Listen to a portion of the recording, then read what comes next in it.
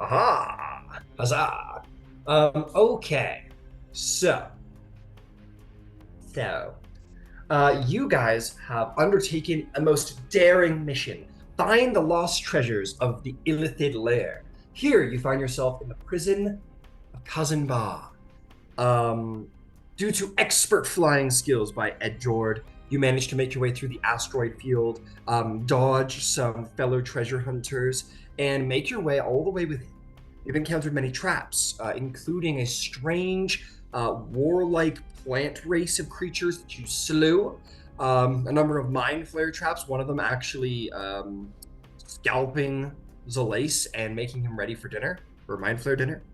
But there's also good stuff that happened too. You guys found an ally in the prison, someone who was left here long ago. You guys found Virad of the Regis, a warrior of Yizgard, who is quite excited to pay you all back for freeing him and go forth to glory in whatever it is that you intend to do. Well, you told him that you intend to reap the spoils of this place, and he said, "Huzzah!" So here we go. As we stand, we have Zalace in bat form hanging from the ceiling. As the rest of you are coming forth to help him face off against a number of strange beings. There's at least one very scared intellect devourer underneath the table, and flying around are these like black balls of with tendrils coming off of them. These intellect snares, as they are known, basically the consciousness of individuals who have strayed too far into the far realm and died because their minds could not contain what they saw. So here we are, these scavengers of the mind flares are floating around, and you guys are making your way up the stairs. So, crew of the Dawn's Return, what would you like to do? First of Um, all, sorry, um, just as a note, I've only got polymorph for an hour, so Yep. Yeah, you're good for a bit, if or you can until you let me drop it. go, yeah, just in case it does go that far. Okay, understood. I have 10 minutes ticking down for protection from evil and good, so I need to be quick. Yep, that's right. But you have only just activated that as you make your way up the stairs, Yes. so you're good for a bit. So what's the play, guys? You're gonna charge in gung ho?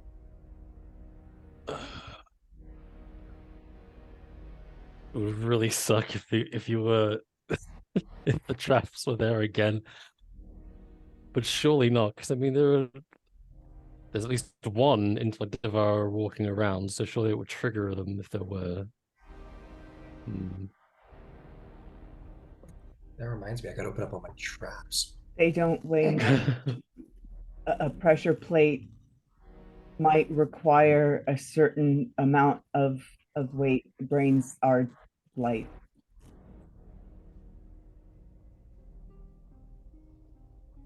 Okay, so can I fly down from my perch and just scan the floor to see if I can see a plate by trap? You certainly can, but you can do so as a bat.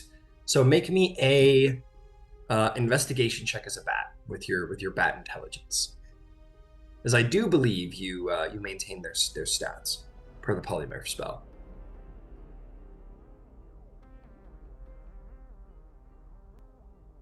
Yeah. I thought that if they used the cloak, they kept their intellect. I could be wrong. Let's find out. Yeah, she's right. You keep intelligence, you're wisdom, saying and you're charisma. intelligent, All right, fantastic. In that case, go ahead, Zalace, use your own stats. Sorry, what did you want?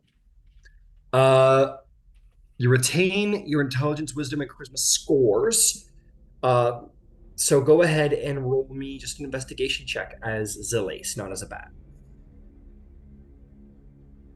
Oh, that wasn't that one. It's a you're a bat for the first time. It's a little hard to use your usual means of investigation, especially while you're hiding from these like strange entities. You don't You don't know.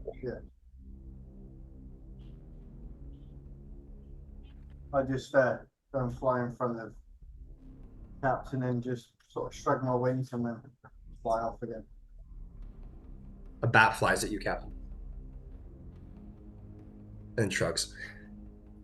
And you know it to be Celeste.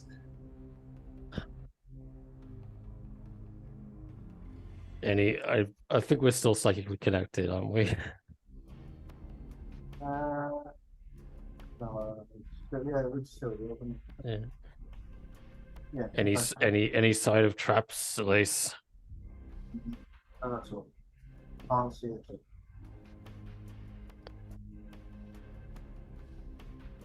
So Hardest say that part of again. roleplay.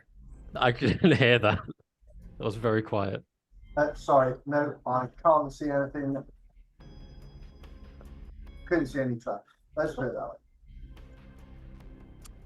Very well. Virad, Virad Bisan will take the lead. Epoxy, you make sure that Ed and Chaplain are safe. By cord, it will be done.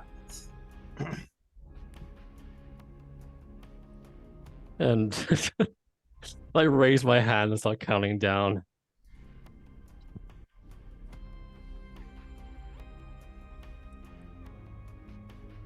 I will Now? also like in 3, 2, 1, go. Glory!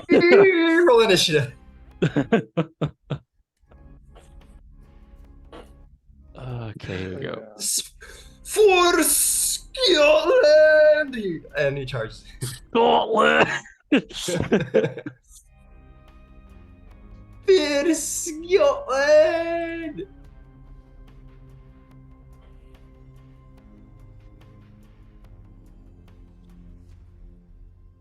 Oh, they're so gross. All right. Let's do this. All right, I gotta do some rolls. Yep.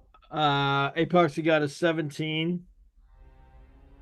Oh, sorry, you always do. Never mind. I don't know why I'm pretending like I've never played this before. I think just it happens to me all the time. You just thought aloud there. Like Just say it. Fine. Say it, don't spray it.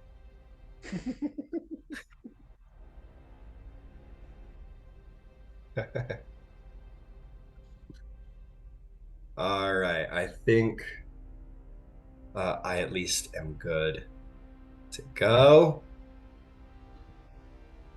Oh, I deleted it for some reason because I'm an idiot. But anyway, that's fine. Let's do this. Initiative 25 to 20, or sorry, 20 or above. 20. 20. Wow. 20, 20, and what did you say, Basan? 22. 22. All right, Farsh and Ed, who wants to go first? Go first, Cap. I'll go first then. All right. How about 20 to 15? 17. As who? That's for Apoxy. 16. 17, 16. How about 5 to 10? Oh, 11 for Chaplain. All right. How about 10 to 5? Oh, these are just my guys now. Oh, I forgot about this guy. Oh shit, he rolled pretty good. I believe he was a little. Yeah, he was here. I need to get his stat block out because he was. I'm excited to see the Celestial in combat. I bet he's got some Yeah, he's pretty fun. I like him. But Rhaegar apparently was too busy screaming for Scotland and wanted the end of the order. he's rusty, you know, he's been on the bench for like 30,000 years or whatever. However long this place has been abandoned for, he's been on the bench here. You're damn right. Okay, let me hit up some battle music and we're gonna get to it. How about we do cultist battle music? Sounds fun. All right, So Zalace is like here. We'll say floating over top of everybody because he did give the shrug earlier. Basan, you're at the front of the line. What would you like to do? So, do my thing with my sword because gotta activate. Oh, you light it up? Yeah. You light up your blade. Big yellow blade shoots out. Now what? Well, now that there's some light, can I see anything? Well, I'll assume you run to the top of the stairs so you can actually Yes. look. You're on the top of the stairs. You look around. You very clearly see the entities described by Zalace sort of like, if they could turn, they turn in your direction. I'm going to light them up for a second so that you can see what they look like. But these things turn, and that's a very accurate representation of what it looks like. It sort of turns and focuses itself on you. But they are flying right now. You bet. I'm going to move enough to get out of that. Like, I want to clear a path so that everybody can come up. Okay. So you can move to here for, That sounds that'll good. be 15 total feet. You're out of the way. Cool. So at this point, I'm going to hold my action. All right. You They're hold your flying, action. What are you so, holding your action to do? To hit them with my sword. Understood. All right. That's Basan's turn. Now that's going to bring us to Mr. Voidlight. I will say in these circumstances where there is like an order on the stairs, if anyone wants to hold their turn, they certainly can. Which is to say that the guy at the very front is like at the end of the order. So, but, whatever. There's a space forward. Would you like to hold your turn? Why am I so far back right now? Where did you want to be in the order? I wanted to be like next to, because I thought I was walking like next to the Rhaegar. Oh, I thought you said you wanted Basan and him at the front. With me. Oh, well, it's 2 by 2, so you gotta choose. Okay. Well, then I guess Basan one step behind me. All right. I will hold my. I will hold my. It would have been the turn. same movement. Okay. You're good. It would have been the same movement. It's fine. So Bazan could come from there. Ed could be at the back. All right. Okay, Varsh, you're definitely in a nicer place. What would you like to do? I'll move next to Basan, I think. All right. Like here, or did you want to get out of the way of the stairs and like get closer or something? I mean, how much movement do I have? Can I get to the other side of them? So we're gonna call that 10 feet right there. So yeah, if you wanted to do another 10 right here, that'd have been only 20 of your speed. Yeah, I'll do that, and then I'll hold my action to do the same. If someone gets into my attack range, I'll slash them. Fantastic. All right, that's gonna bring us to Mr. Jord. Mr. Jord, you're right at the back of the line. If you want to get to the top of the stairs, it would be 5, 10, 15, 20, 25 to the landing, or you could hold your turn. I'm gonna hold my turn until the celestial go. Like I want until Ed sees a front line for him, he ain't going up there. So Got it. Apoxy apparently isn't around here anywhere, so I'm gonna just go toss her up in here real quick. Yeah, we're gonna put El Capitan at the very back. Okay, so you're gonna hold your turn until the Rhaegar goes. yeah, same thing All with Otto. If that's Yeah, you guys have the same order. So yeah, you're gonna go at the end of the turn order. All right, that brings us to because we just had Mr. Varsh, Captain Tarnak, I think is going to do the same thing because he's at the very, very back of the line. Which brings us to Apoxy's turn. Apoxy is standing beside Chaplain. What would she like to do? I'm going to move Apoxy up to beside Varsh and have them hold an action. So that's 5, 10, so that's 15, that's 20 right there. 25, 30. At this level, I believe they have 40 feet of speed. That's a good question. Let me go look. Yeah, 40. All right, that will easily get Apoxy either here or even deeper within.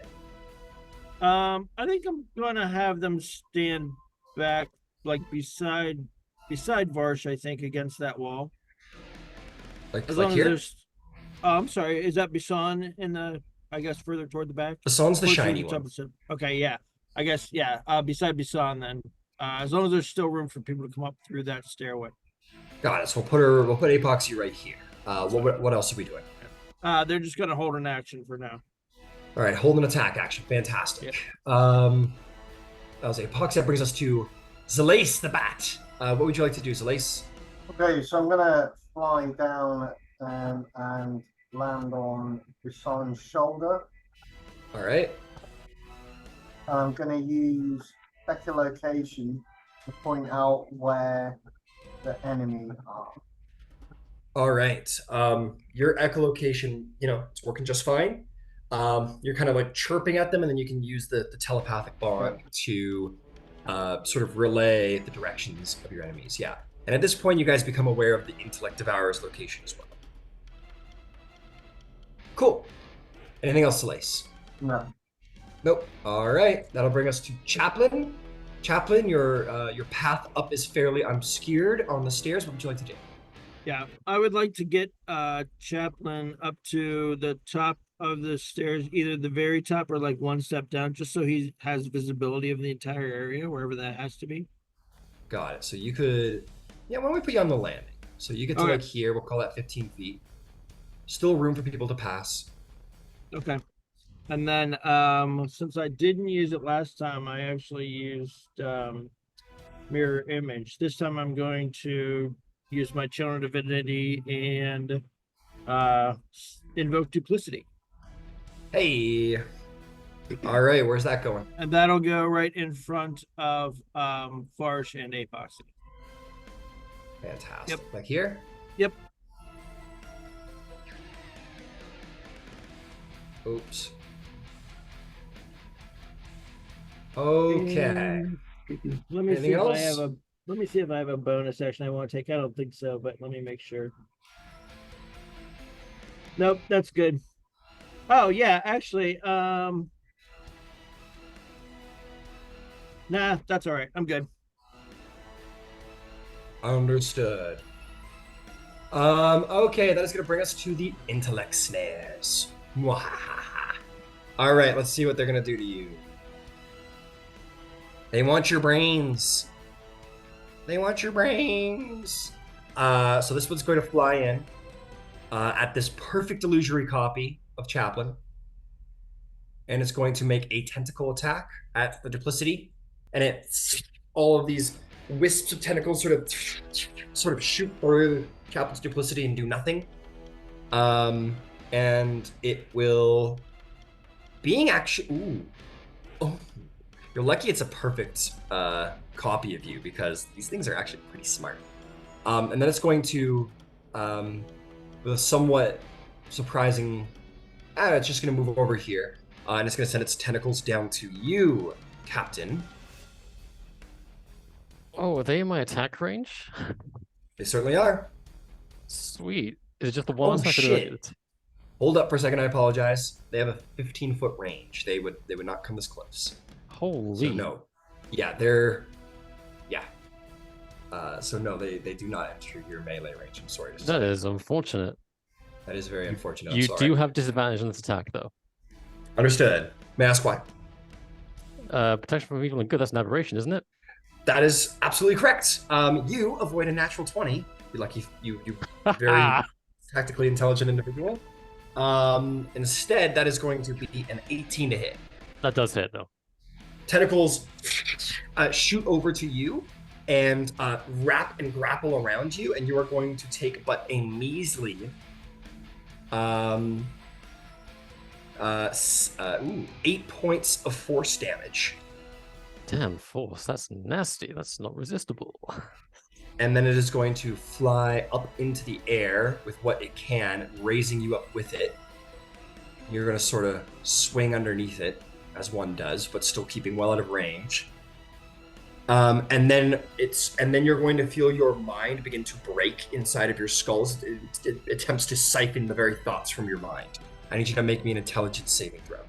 Oh, this is a lot. This is a lot.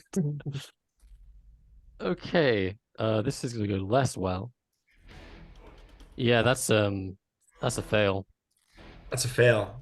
This is where the real damage comes from. Oh no. But you get lucky. It's only gonna be 17 psychic damage. Oh, Lucky, he says. Yeah, I do say lucky. And as it siphons all of that out, it flows into the creature. You don't know how, but it's making it stronger. And that's going to be that one's turn. Yes, Basan. When it attacked, did it come close enough for Pazan to let go of her held action? Okay, cool. Thank you. Okay, this one is going to fly over. It saw the failed attack against Big D Chaplain, aka the Duplicity, and is going to fly over here, and I think is going to. Who's it going to get? I think it's going to shoot at you, Chaplain. It's going to shoot its little tentacles at you, my friend. oh no, not my brains. Not my brains. That is going to be a. It's going to be a 16 to hit. 16 meets. Meets it, beats it. They wrap around you, grappling you. You are going to take a big bad 12 points of damage. And then it's going to send a second set of tendrils that shoot off of it, and it's going to try and grapple Apoxy. That is going to be a modified 20. That will hit. Apoxy is going to take 14 points of force damage. Okay. And you two are both considered grappled by the entity. And then it is going to move up and back about 15 feet because it runs out of movement at that point, dragging you two along with it. And you guys both boom, boom, hit the wall as you're got tentacles attached to you. And I think it's going to pick you, Chaplain, because you just made this perfect duplicity very, very skillfully. And I need you to make an intelligence saving throw. Oh no. Oh, yeah. Oops, I hit the wrong button. Hold on. All right, 17. And I would like to. That's a save, by the way. Okay, well, all right. If you're gonna tell me, then I'll take that. Might as well. Intelligent, yeah, that's a save. You're only going to take half as much damage. You're going to take 11 psychic damage instead of the original 23. Ooh. As it does tear from your very mind your thoughts and drive them into itself. That is going to bring us to. All right, so it's Jordan got a hold of us now, right? Yeah, you're grappled. So, can Apoxy attack this since it's obviously now in physical range? So, it's a good question. I'm gonna go check on that.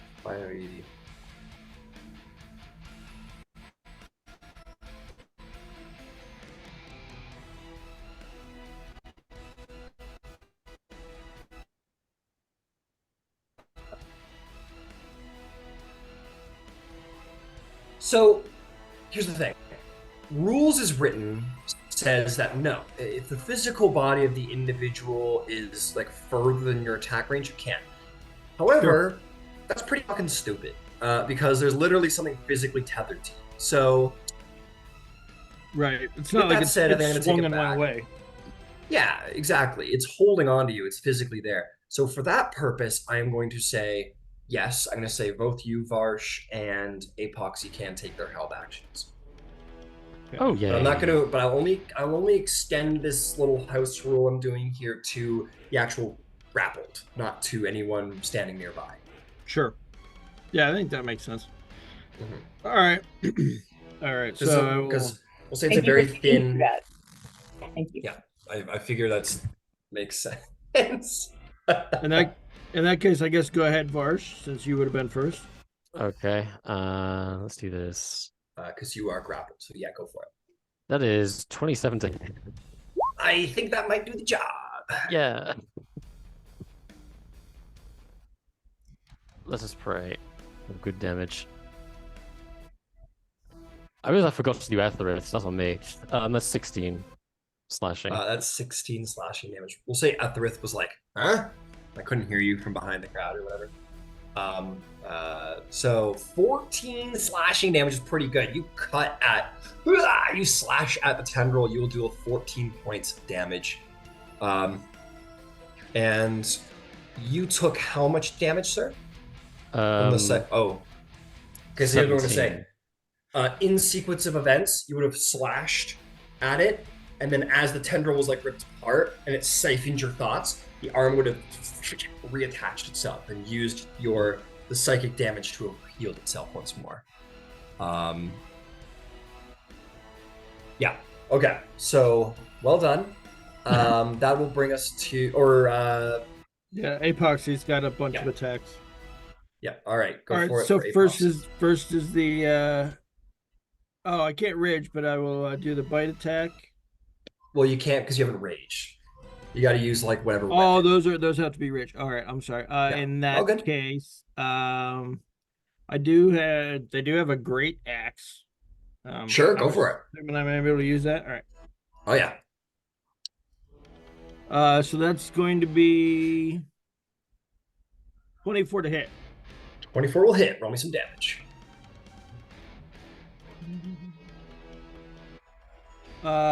Looks like 9 slashing damage. Okay. The 9 slashing damage would have gone through, and then as it siphoned the thoughts out of Chaplain. Those would have healed back together. Okay, sounds good.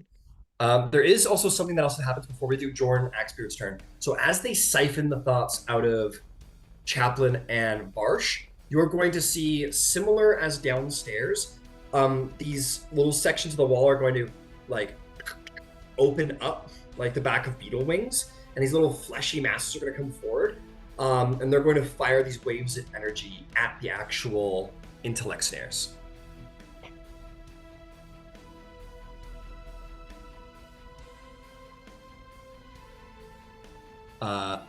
One saves, one fails. Yeah, that's definitely a failure.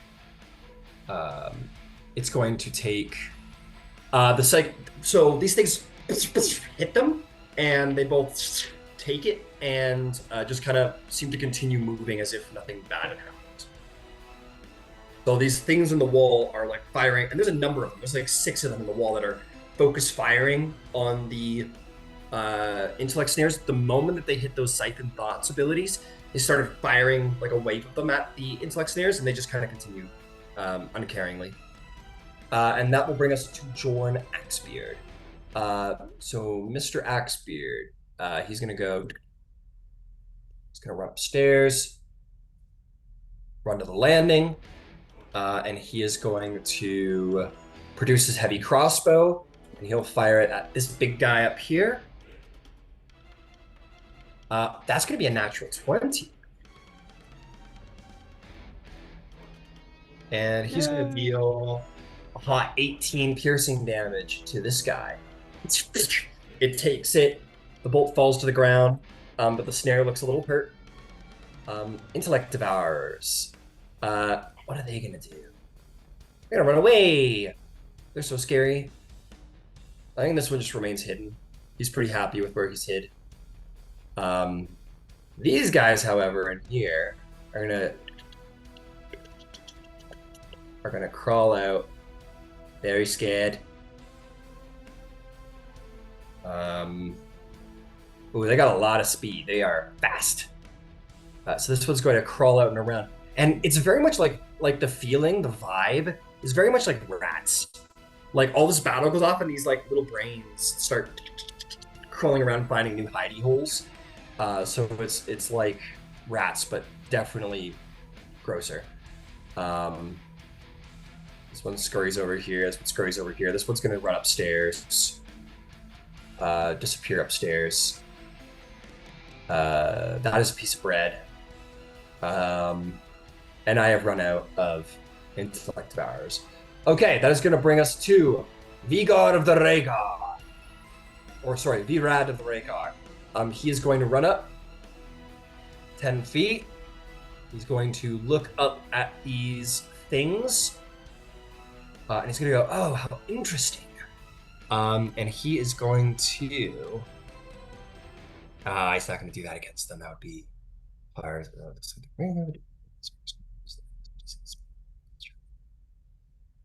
So immediately. He's going to bring his hand to his talisman that you retrieved for him. It's going to pulse with light, and an identical version of him is going to appear next to him. And they look at each other and nod. And this one is going to point his hand into the air, and he's going to fire off a chromatic bolt. And he's going to pick lightning damage. He rolls a natural 20. Jesus. That is going to be 8, 16. It's going to be 32, which is going to be 32, which is going to be 40 plus 25. That is going to be 65 points of lightning damage against this thing.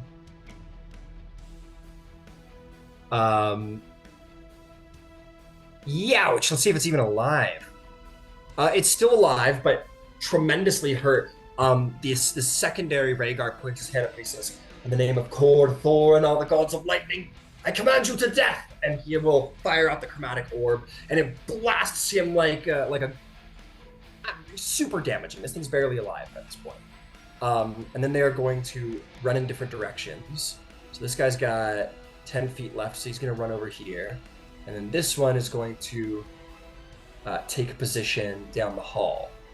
And that is going to be Ediord's turn. So now, seeing an opening, Ed's gonna get as far up the stairs as he can. He's got 30 feet of movement.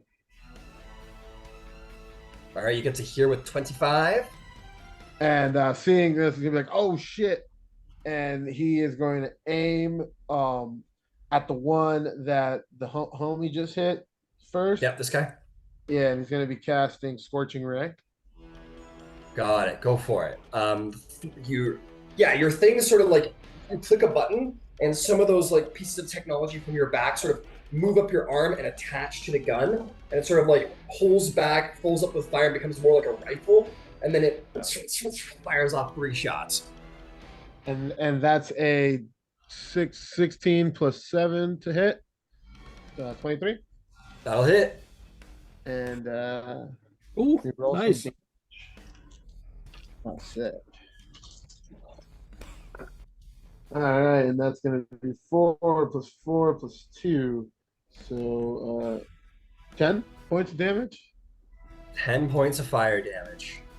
The flames hit it and erupt around it. It is the tethers are sort of like reeling in, almost trying to protect itself. It is very, very hurt.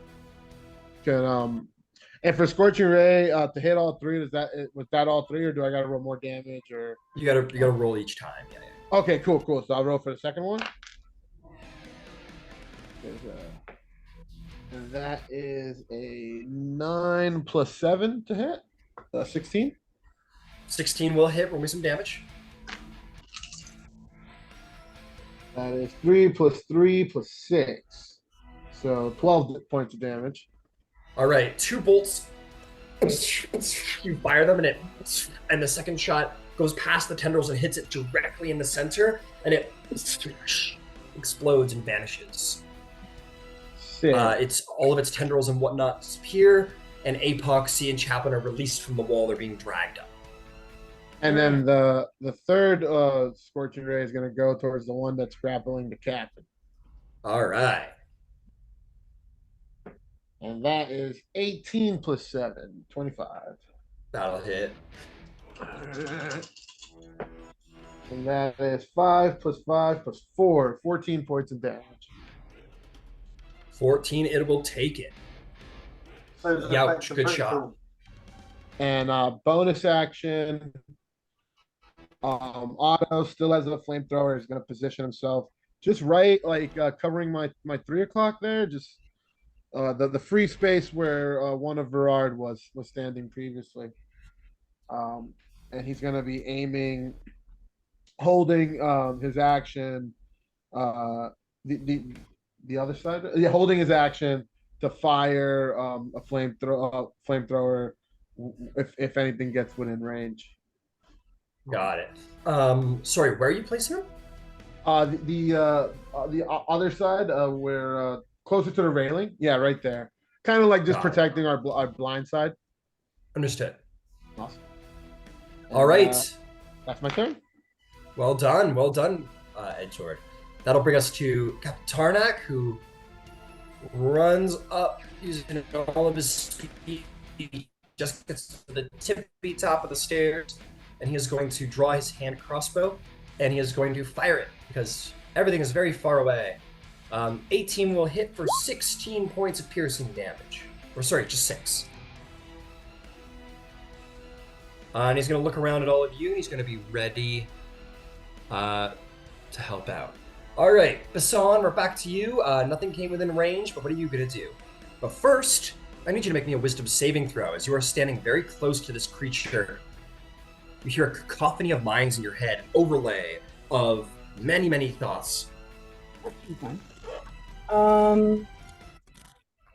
Actually, I don't know why I said that should be fine. It's only a 14. So you said wisdom. All right, Wisdom so save. Wisdom save. So that's 15 total. Like it might not 15, be fine at all. That is a failure. In this moment, you get ready to attack, and before you draw forth, you start to hear, I should have been, I'm not worth it. And it begins to completely... Can I use my bolstering net psychic thing to give? Can you? Yes, can I?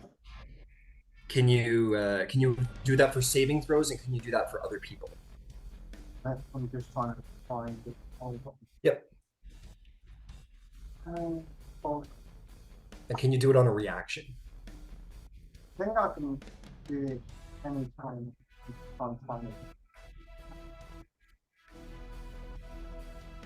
Bolstering that is no action, and I can give it a D6.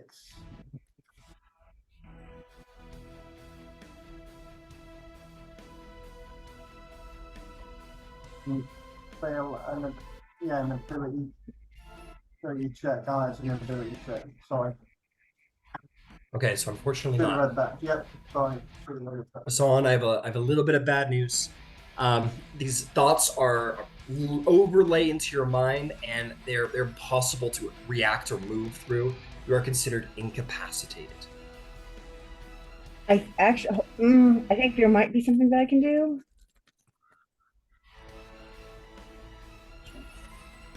Looking at the movement. That's fine. I'm incapacitated. It's gonna take me too long to figure it out. You're incapacitated in this moment, so we will move on to Mr. Voidlight's turn. Mr. Voidlight, Hi. require a wisdom saving throw as well, but you do have a special effect on you right now. Does it say what do we got? Could you give me a little description of the spell? Oh, don't worry about it. I failed my concentration check. Oh, that's no good. Okay. Sorry about that. Make me a wisdom saving throw as you hear these cacophony of minds. That is a failure. You are incapacitated. Yes, Basar. Ether. Is this considered a charmed or magical effect? No. Okay. Well, it's considered a magical effect, yes. But we're on Navarch's turn. We're gonna move on.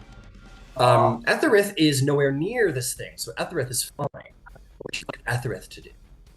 How far can Etherith get? Etherith, what's the speed? 60 feet, right? 40 feet of flying. 40 feet of flying gets him right there.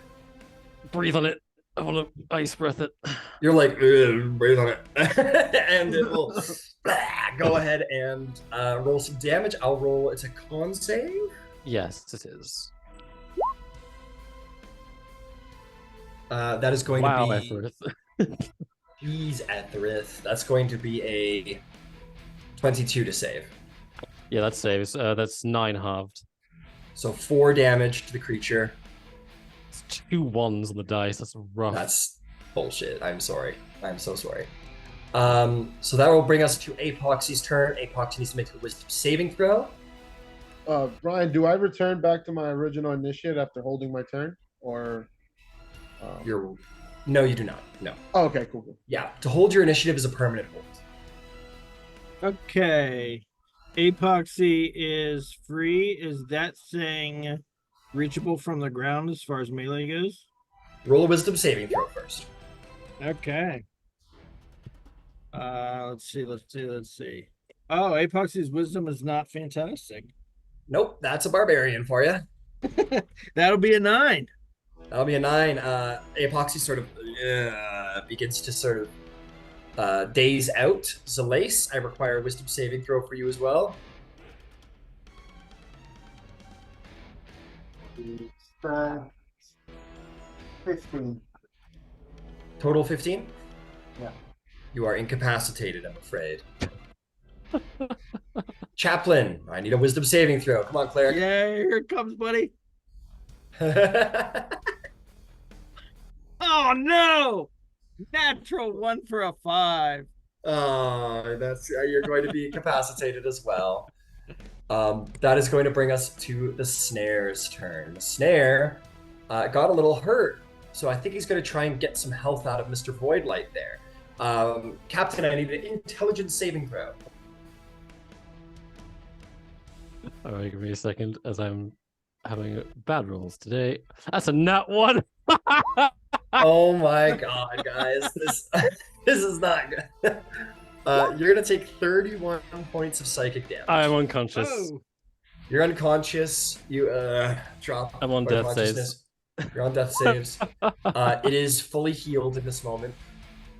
It is going to drop Mr. Voidlight to the ground, as we do not need him anymore. That is 1 failure for you, sir, as you drop 10 feet and hit the ground hard. That's fine. I'm entertained. This is great. oh gonna by the move way, over the here.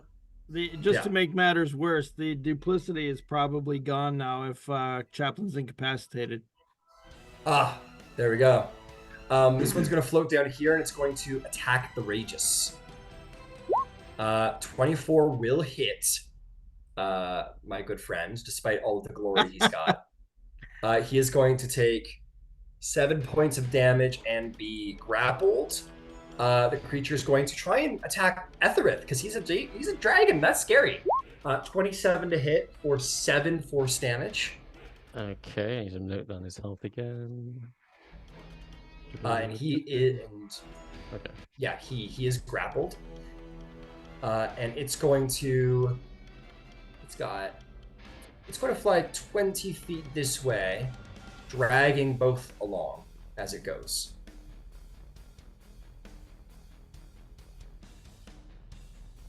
They're pretty fast. All right. That is going to bring us to Jorn Axebeard.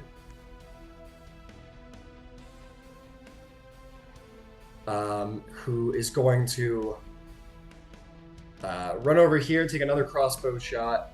We've gone 5, 10, 15, 20, 25. He's going to run to here. Take a shot. That is going to be a natural 18, which will definitely hit for 5 points of damage. As a note, when the snares absorbed Captain Boardlight's thoughts, all of those traps in the wall started firing at the intellect snare again, and intellect snare seemed just fine. That'll bring us to the intellect devours. They continue to sort of like run across the ground. In fact, this one is going to make a break for it. It's going to run 20. It's going to run here. It took the disengage action, and it gets to about here. And who else? These ones are going to run up the stairs and disappear up the stairs. Well, just that one is. Okay, that's going to bring us to Virad of the Rhaegar. He needs to roll a wisdom saving throw. Hopefully he's good at the... not good enough, apparently, and he will... Ugh, damn it. And he is going to become incapacitated. But luckily, his copy will not. He is going to run over here. How fast are we? Only 30 feet, so 25. It's going to fit in the pocket right there, going through our droid friend. And he is going to hopefully do something very helpful.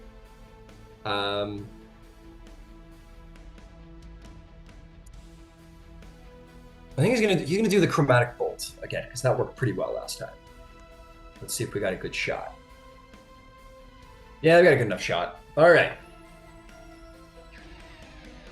23 will hit for 16 points of lightning damage. And that is the Rhaegar's turn. It's going to bring us to Ed Jord.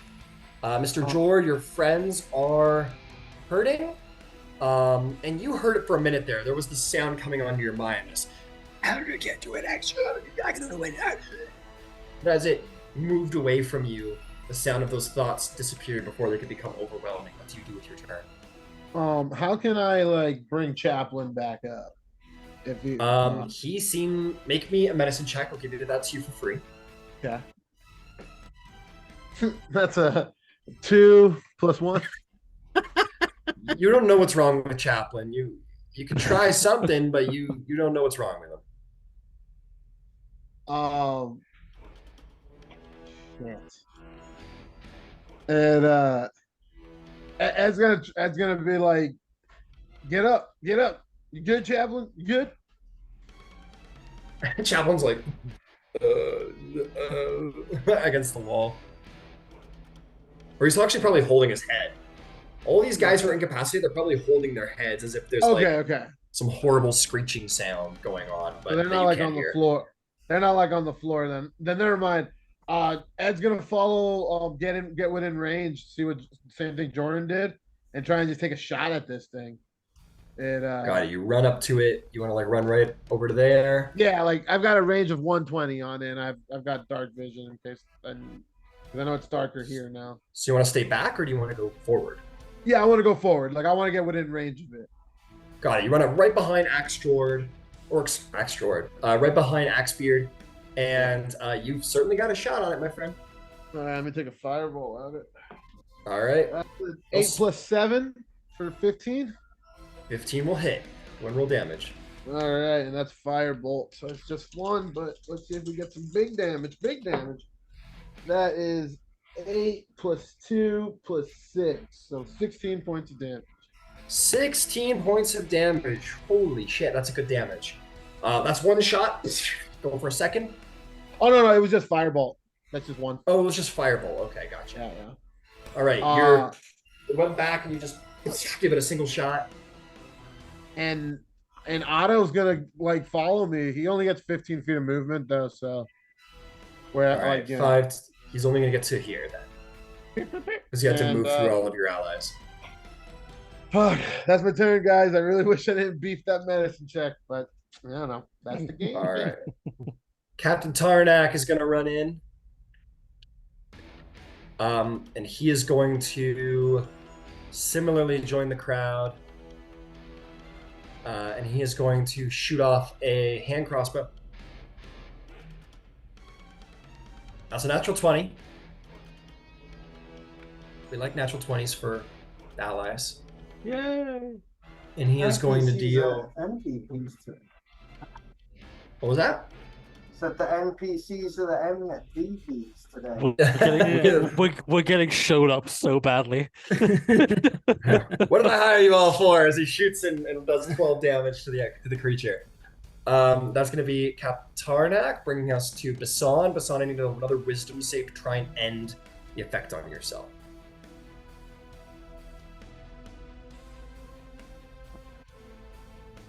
18.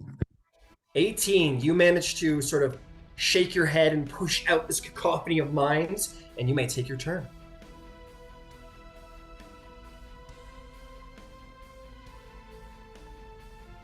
I wasn't expecting to make that, and I'm a little discombobulated. Where is the Makes closest sense. thing I could possibly hit? Way over here. Can I drop and draw my bow? Yeah, you can drop it to the floor and draw your bow, sure. Let's do that. Because All right. You got, it's going to have half cover on you because of Ethrith. well, that's what it is. All right, that's a +8.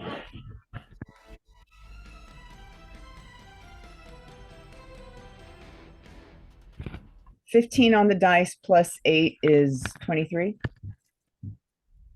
23 will hit. Roll me some damage.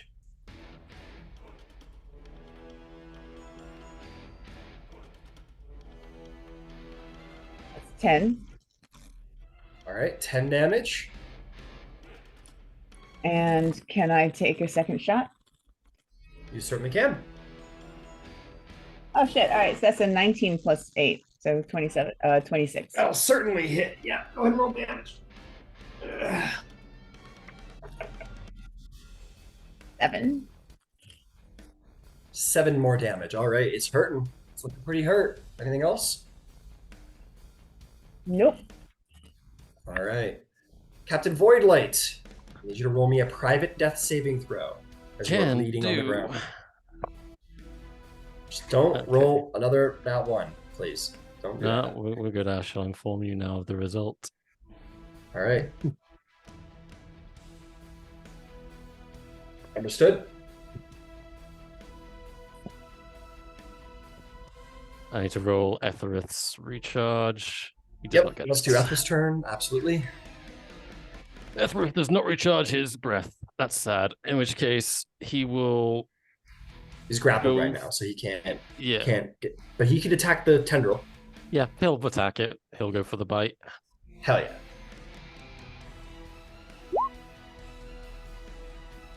And that's a 15. A 15 does hit. Go ahead and roll damage. Cool. Where I just lost the beast. There it is.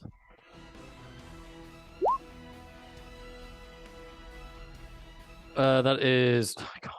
Etherith, please. Okay, 4. 4 5 piercing. damage, right? Yeah, 4 piercing, 1 cold. Understood. 5 damage. All right. He's like, ah! He's trying to bite down on it. And that's that. That's that. Is there anything else? I think.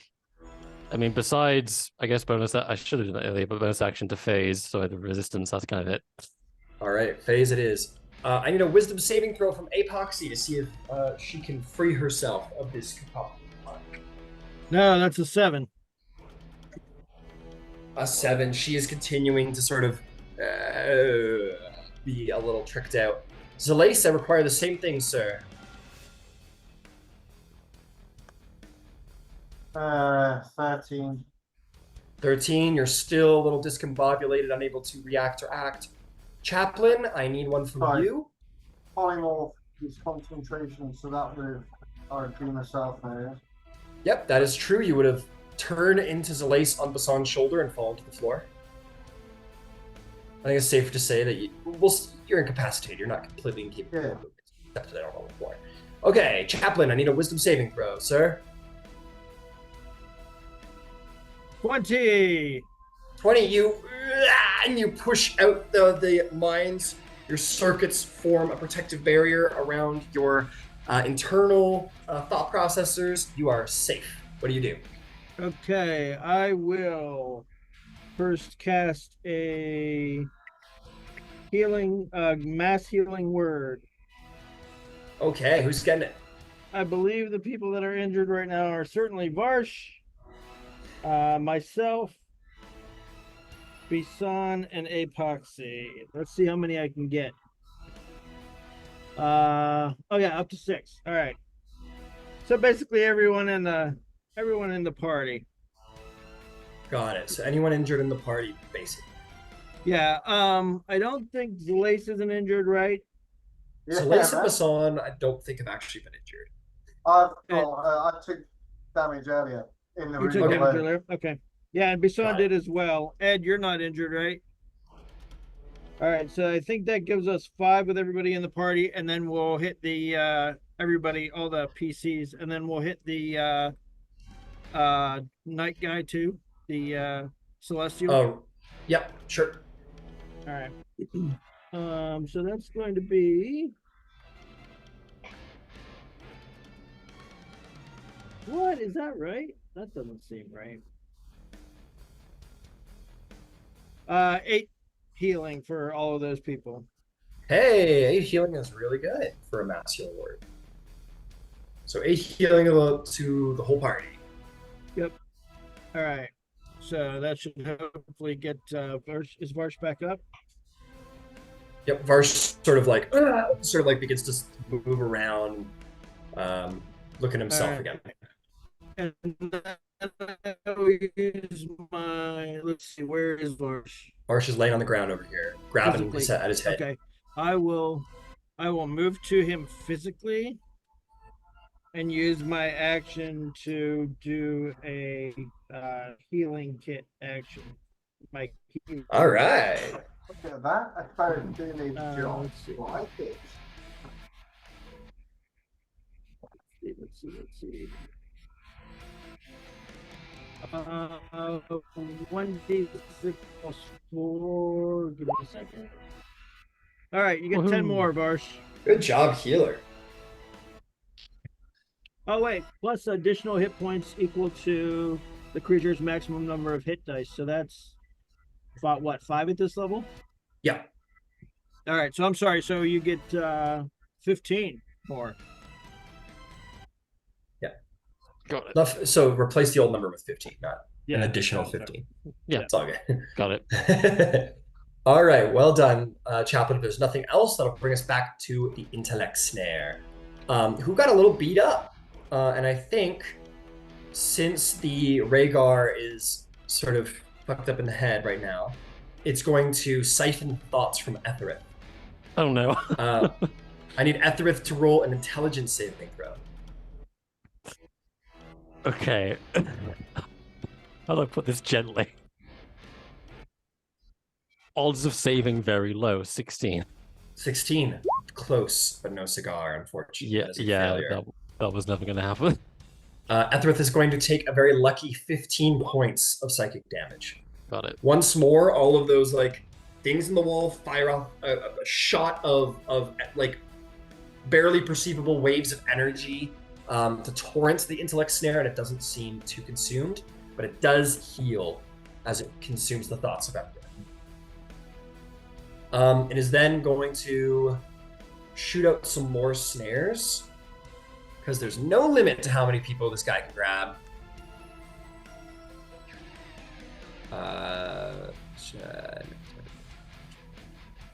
Yeah, no limit. So it's going to go for Jorn and Ed. All right. Jorn is going to take... it just manages to beat his AC. He is grappled and is going to take 12 points of damage. Ed, this is for you, my friend. That's a 23 to hit for 9 force damage. That hits. Or in fact, it's got to move a little closer to get to you. Pushes this guy back because we don't want to get bit. Yeah, grapples onto you. You guys are all grappled. And it is going to look around, see that he's got... Okay. So move forward 5. It's got... move forward 5, so that's 10. So it's gonna move back 15 more feet. Dragging all the friends behind it.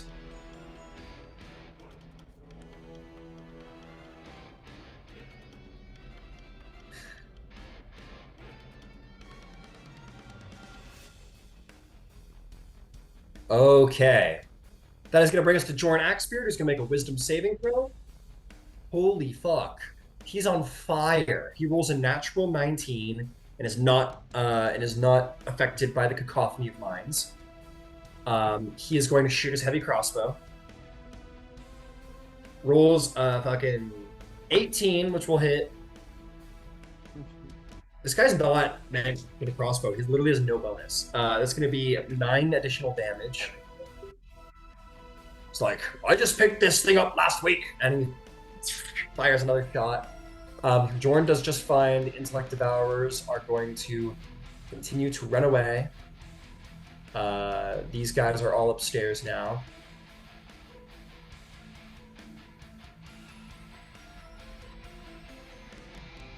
And they all vanish upstairs.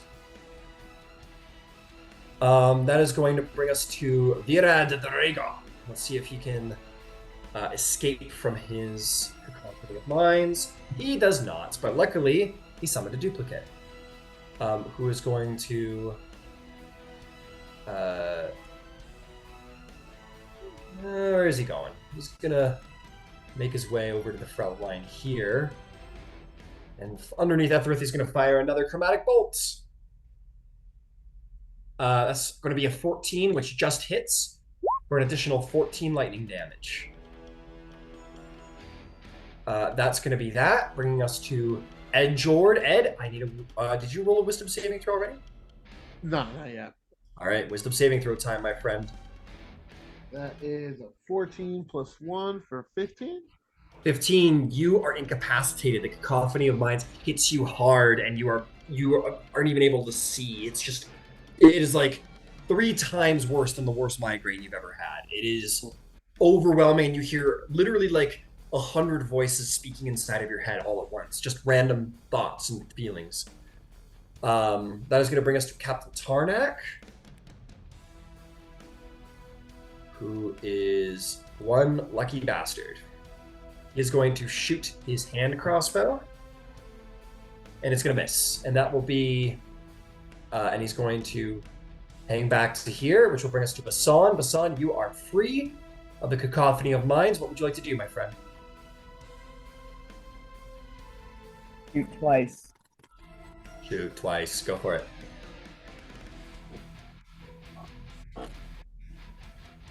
Like, in theory, she is doing all right. So 12 plus 8 is a dirty 20.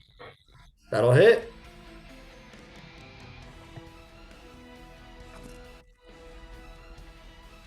Or 11 points. 11 points of damage. It's really hurt. Oh, well, we're going to try to do that again. All right.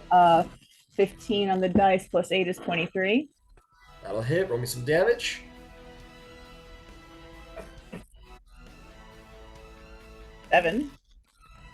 7 damage. It is still alive, but barely. It's barely. You see the internal sort of sphere at the center is sort of like wavering and changing in shape as if it's barely holding together. Is there anything else?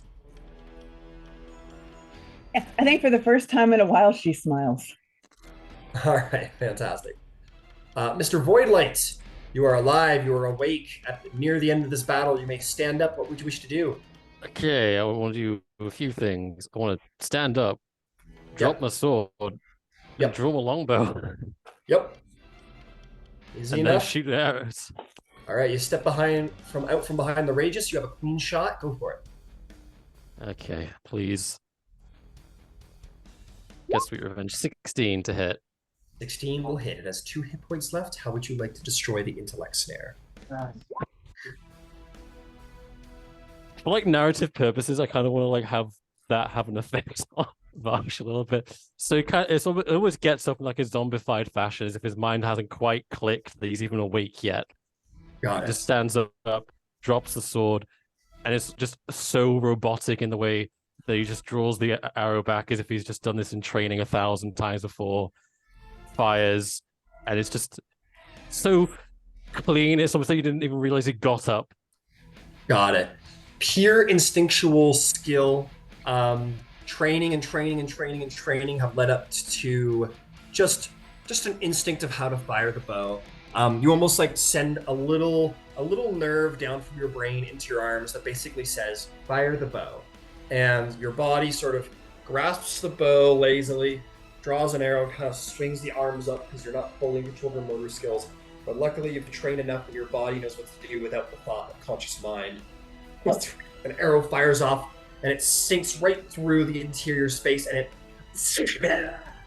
disanimates. All of your friends are released of their tendrils, and the intellect snare is banished to the void.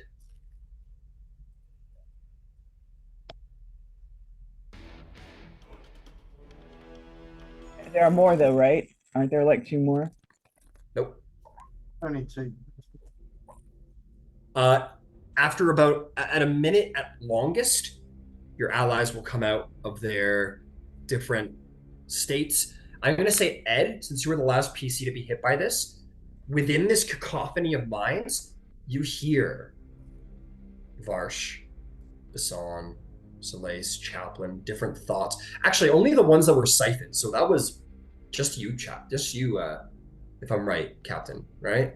Me and Etherith, I believe. Yes. You, and Etherith, and Chaplain was as Chaplain, well, yeah. yeah. So in there somewhere, Ed, you think you might have heard their voices in there. Somewhere in the cacophony of like 100 minds, all speaking you at once, somewhere in there you thought you heard the sound of Varsh. You thought you heard the sound of Chaplain. Just like, there's too many for you to actually like pick them out. But you hear like the tones of their voice within the cacophony as it fades away.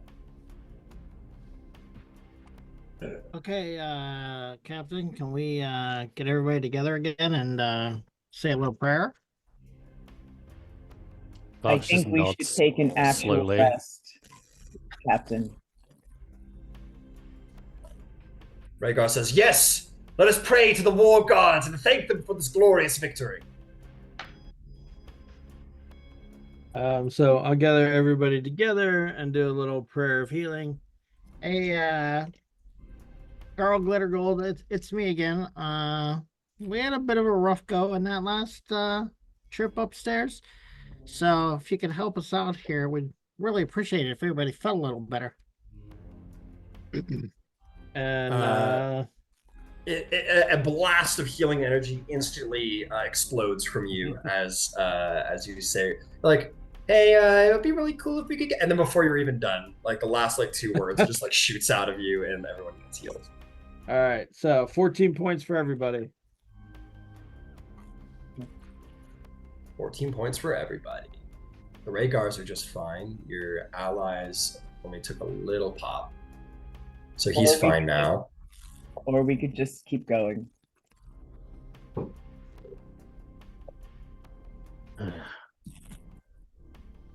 I just I don't know if I'll spend any more time here than I need to, you know?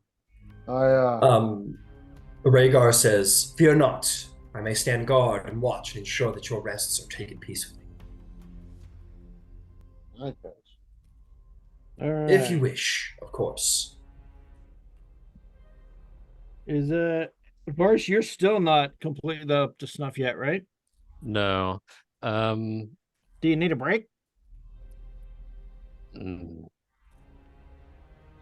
Vosh just nods again and kind of just sits down, like picks up his sword off the floor, sheathes it. It's all like very quiet. Both of the Rhaegar sort of like kneel before you, Varsh, and one will speak for the other and himself and say, "Captain Voidlight, I say this with deep regrets. I promised to protect you at your side, and yet you fell in battle. It is of deep dishonor to us, and I promise that whatever fight comes next, you will have us both at your side." Vosh just nods again. You're like, Not even that. Is you're completely silent. Not a word. But with that, the Rhaegar will stand up and they'll basically post themselves outside the stairs. If you guys want to attempt the rest.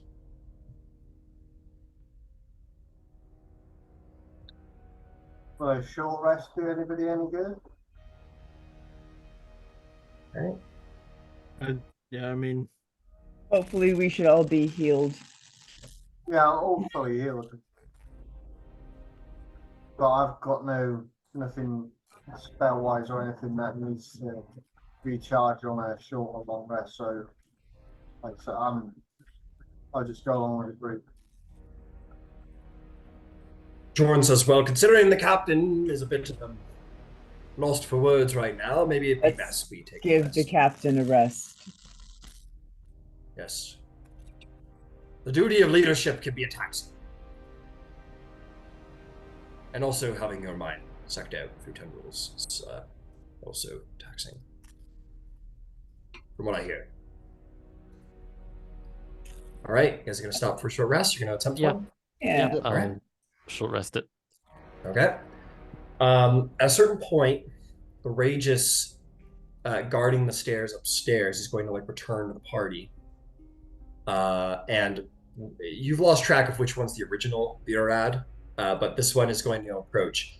And he's going to say, those intellect devour. They have come down the stairs once or twice to try and, I expect, scout. Saw me and turned tail right away. I've also heard rummaging sounds from above. Why don't I put that out there? And he'll nod and turn to his post. Rummagers.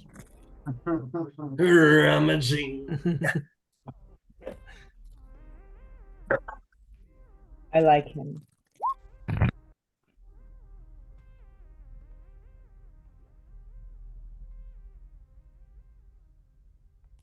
The Rhaegar guarding the stairs is right by you guys. Says, "Oh, thank you." And just kind of keeps guarding.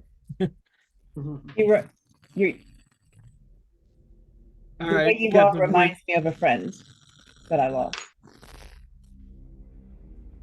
He goes, "Was he a great and valorous warrior of Isgard?"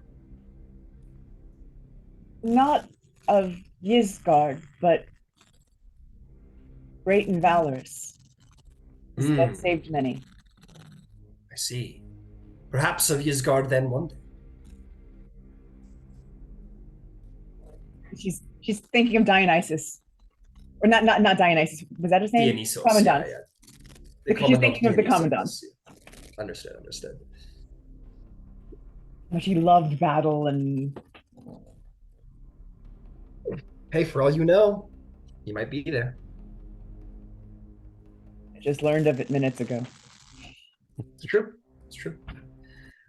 Other than that, you guys will all get your short rest in. You may go ahead and roll hit dice, whoever requires. You may click that button.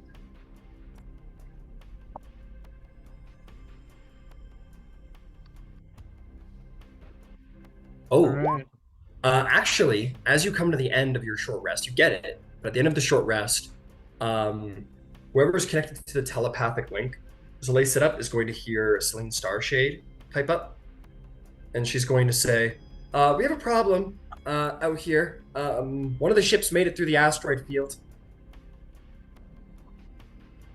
Well, that's all Ed's gonna say. Vosh stands up then, and again, he's so like You ready to talk again, Captain? strangely rigid, and just says, "Slaughter them all," and he starts walking downstairs. It's so scary. Okay. Yikes! I'm so scared. Damn, man. I never had a PC that got like this before.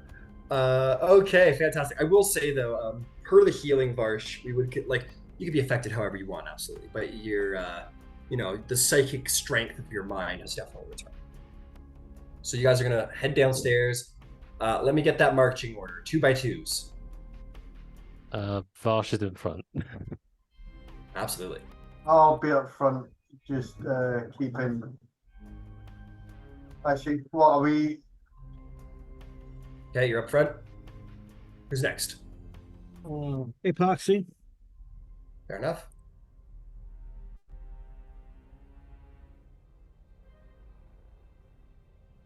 Can't hear you if you're talking to someone. Put Axebeard right there next to her. Basan and Epoxy on the next rank. Got it. So Basan will be up there. I'm gonna put Jorn, Actually, That can Jorn be- is going to insist on hanging back with Captain Tarnak as he's the client. So they'll sort of stay inside just so they can avoid danger, perhaps. So who's next? Chaplain, I hear you. Yeah, Chaplain. That'll be next to Chaplain. You're next to Chaplain, and then Ethrith at the back. And the Rhaegars will fill in the final rank.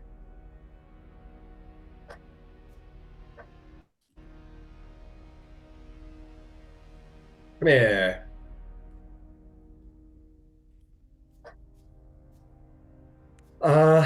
Actually, I take it back. I think one of the Rhaegars will. They'll insist upon protecting Captain Boylight as they did get their honorable word. So at least one of them will want to hang up near the front. So I'm going to say you kind of like an honor guard marches in front of you, Captain, if you allow it. That's fine. Otherwise, they'll be pushed to the back. Get out of here, you bug. Push these guys in a little more. All right. On the way down, Celine Starshade will say to you, should I move the ship? Should I stay docked? What should I do?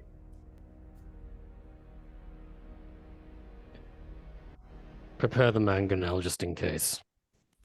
Okay. And she's going to do a little conjure. She needs to summon a couple. She needs to summon some. In a moment, I'm just going to see how many she summons here. She summons a bunch of steam methods to start going around the ship and preparing things.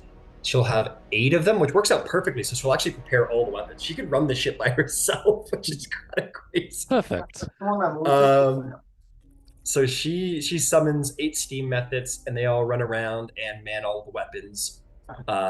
And she will basically point the ship at the enemy ship. And you're going to hear, before you make it downstairs, you're going to hear the sound of Ballista and Mangonel going.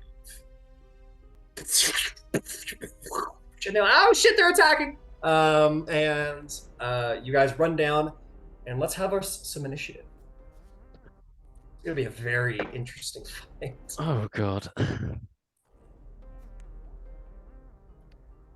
Twice in a row. That was not good, Vash, for someone with advantage on initiative. I need a hot minute while I get some stuff out because it's just got a little complicated, did. Put you up there. And I'm your ship, which is going to be.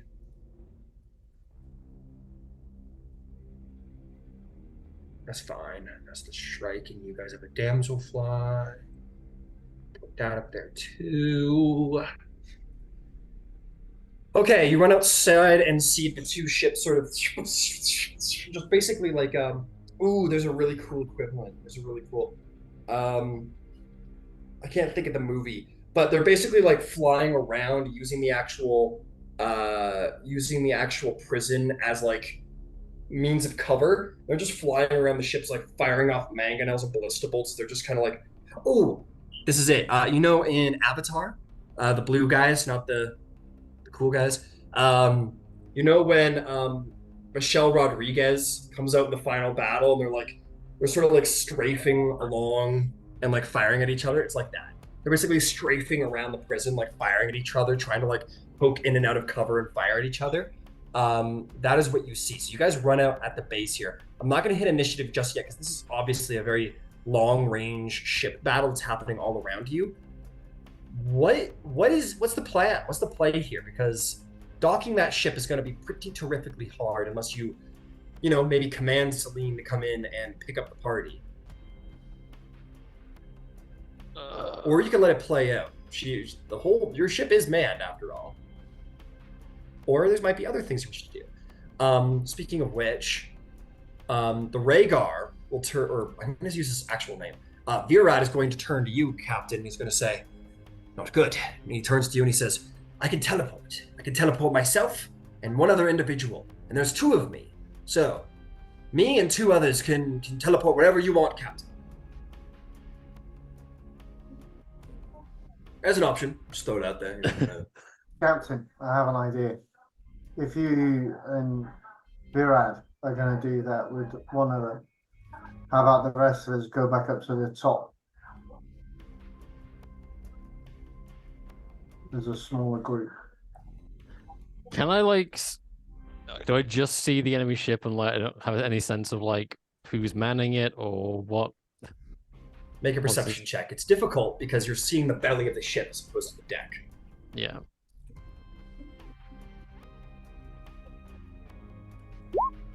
12. 12. Maybe You nothing. see that off the side of the ship. It's hard to get in there without revealing too much. You probably already saw it already. It's fine, but you do see these very culty looking cloaked dudes are manning all of the ballistas off the side of the ship, but they look humanoid. Hmm.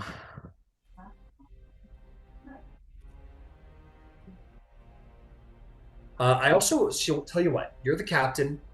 I want you to make me an investigation check to. Ooh, you know what? Actually, I take it back, Captain. This is a check for the bosun more than anybody, as the bosun's more about the expert of the hull of a ship. So, Yeah. Captain, or fuck me, bosun, I want you to roll an intelligence-based.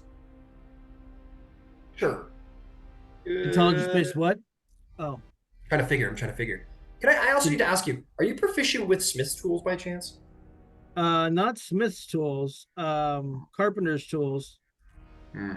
Okay. But you have the metals, sorry. Let's call it do you have ship check? Do you have a ship skill? I tools? have. Oh no, I don't have that. I don't think. All right, I'll let you make the carpenter check. I'm gonna have you do it at disadvantage because the damselfly is made of metal. Okay, I have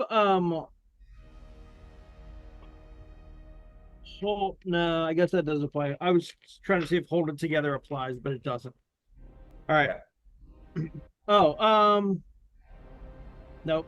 Ship expert doesn't either. I do have ship expert, but it doesn't sound like it applies to that.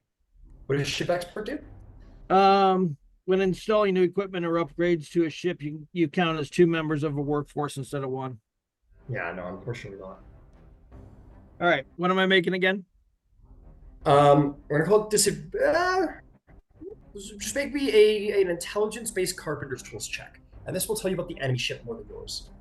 Okay. Natural 1. For a 4. Tough to say. How things are going up there. Ed, what is the? I believe you're keeping track of it. What are the hit points of your ship currently? They are. No, that's not the one. It's Sorry, I gotta find the sheet from our group chat because it's not connected to my sheet. But With the connection that I've got with Celine, would I know? So, would she be able to tell me how she thinks the ship is doing? Possibly. I need Ed to tell me what the hit points are. we left it at 88 when we docked. All right, 88 lost hit points or 88 left? 88 out of 200. 88 left. Got it. She would tell you that the ship's it's barely holding together. We're doing our best over here, and you see and he says we're holding together, but the 2 ships are firing off. I need to do a quick piloting check as you guys are standing around deciding what to do. I think I know what my order is. I'm not gonna like this. In this moment, as you guys are looking up, you're not sure what to do. You're trying to make a decision. In this moment, the Shrike ship I'm gonna use the word deke, but basically dekes out Celine. So looks like it's gonna go right, and Celine sort of moves in tandem to try to keep away. And the Shrike ship turns back around, but before Celine can get around, she turns the side of her ship and she gets outsmarted by the enemy captain or pilot. And it just barrels at her, and the ship pierces into the side of their ship. It's going to ram them with its piercing ram. Runs into it is considered a gargantuan crash, which is very bad for your ship. Not a gargantuan crash. That's a lot of potential damage here. Oof. Oh no. So you guys are standing, trying to figure out what to do, trying to figure out the best plan. But before anyone can come up with a plan, the ship turns around and it slams into the side of the damselfly and splits it in half. And smashes through your ship for 98 points of piercing damage. Fuck. Oh, well, actually, I'm gonna do one last.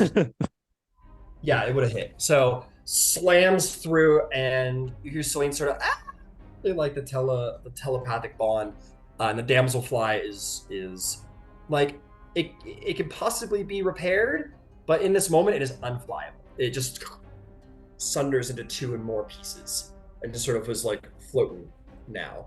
And the Shrike ship has defeated the Dawn's Return. That didn't take long. No, it did not. They were waiting for that angle. It was a mean angle they had on you. Captain, Okay. in that case, should we just go inside and wait for them to come to us? Yes, retreat back to the floor we were on. With any luck, they'll die to the traps on the 3rd floor.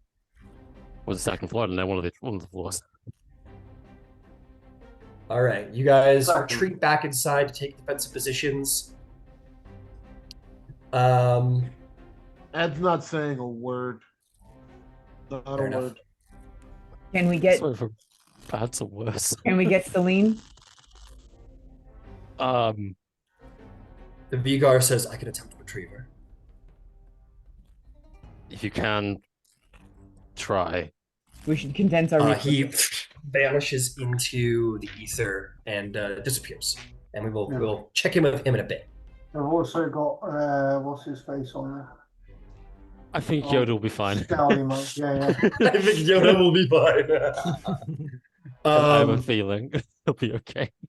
You guys. Savar. Yeah, no, he can get here. He can get here on his own, actually, if you wanted to.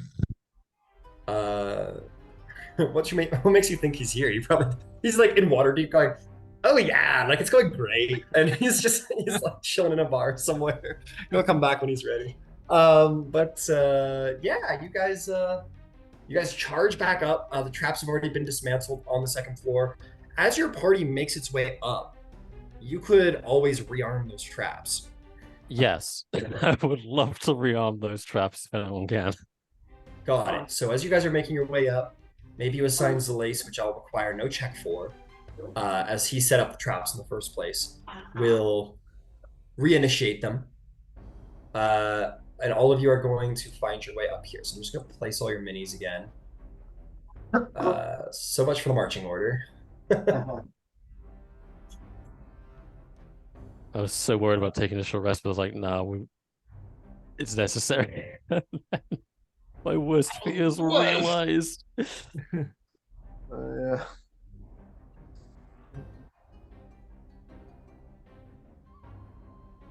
I think Zalace is here. And where are my dudes? There they are.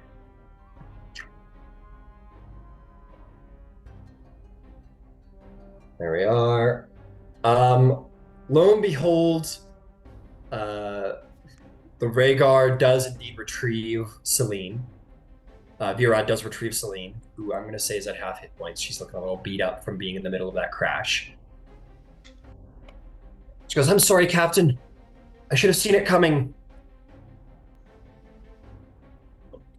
And do you want to, like, is there like a defensive formation you guys want to take or something? Well, Chaplain or... sorry, you go. no, go on, Captain. You go. If we can have our presences concealed in some way, that would be best. Oh, sure, yeah, we can. Let's see here.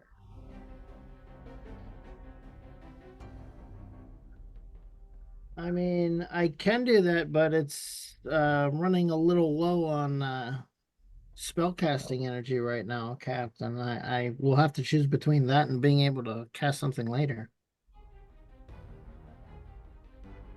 I would love a surprise round.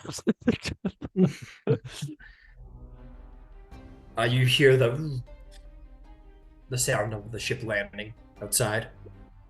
Can we all just try and hide somewhere? Well, pick your hiding spot. All right, party's gonna attempt to hide. Sure. All right. So first, we can decide where you all want to stand in a second here, but first I need stealth checks from everybody if you all intend to try and enter into an ambush. I am going to cast Veil of Dusk on myself. Woohoo. Fair enough. So I can mitigate my half plate. Axebeard rolls abysmally because he's in plate armor.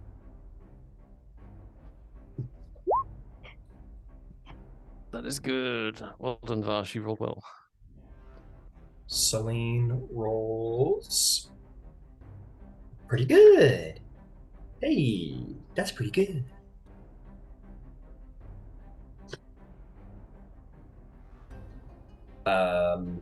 The elementals were all left behind. Now, Rhaegar 1 and Rhaegar 2 are gonna roll. Oh my god, that's not good.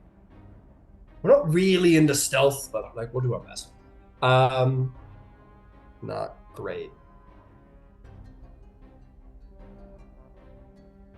Captain Tarnak hides. He hides very well. And that is that. Okay, let's go around with the you guys. So, Captain, how'd you roll and how did Ethereth roll? Oh, I didn't roll Ethereth, but 23 for the captain and for Ethereth. 8. 8. Understood. Cameron Mall. Zalace, what'd you get? 23. 23, very good. What about you, Ed? 10. 10. Chaplain, how did you and Apoxy roll? Chaplain got a 2. Apoxy got a 17. Incredible. And last but not least, Vassan, how'd you roll? 15. 15, very good. Okay. You guys average out to a hot 12 as your whole party attempts to stealth, which isn't bad. Considering the amount of people. So I'm going to give the PCs first shot at it. Is there anywhere in particular that the actual party members would like to try and hide around the room? Chaplain didn't score very well and doesn't need to be able to like jump out and surprise anyone. So he's just going to be like around a normal corner, just out of eyesight, essentially. Got it, like here? Yeah. Cool. Apoxy, on the other hand, scored pretty well and would like to be somewhere where they can like literally physically jump out and attack someone. Perhaps they're like up on the wall here ready to pounce. Yeah, sounds good. All right. Sort of hidden in the upward direction, in a vertical way. Okay, who else? Okay, I'll hide on top, so where Ethereth is, those bookshelves and stuff like that, I'll hide up on top of them. All right, you're gonna hide on top of the bookshelves. This is pretty. The floor is lava. You guys hide up there. Who else? Vash will position like in the similar place to where Epoxy is, maybe a little bit ahead of them. Up on the wall. Yeah. Got it. Who else? Climbing is fun. Isan would like to. All right, is Celine where she's going to be? No, I'm gonna do the NPCs last. All right. So what I'm thinking is, if I'm reading how this is constructed, there will be a moment if I go towards where she is, where they would have their backs to me and could be engaged without really having noticed me. Probably. Yeah. That's what I'm looking for. I'm trying to set up a shooting them in the back. Got it.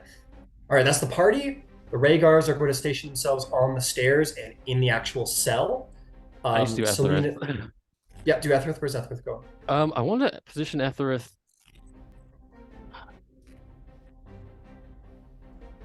You know, there's like you can see sort of where there's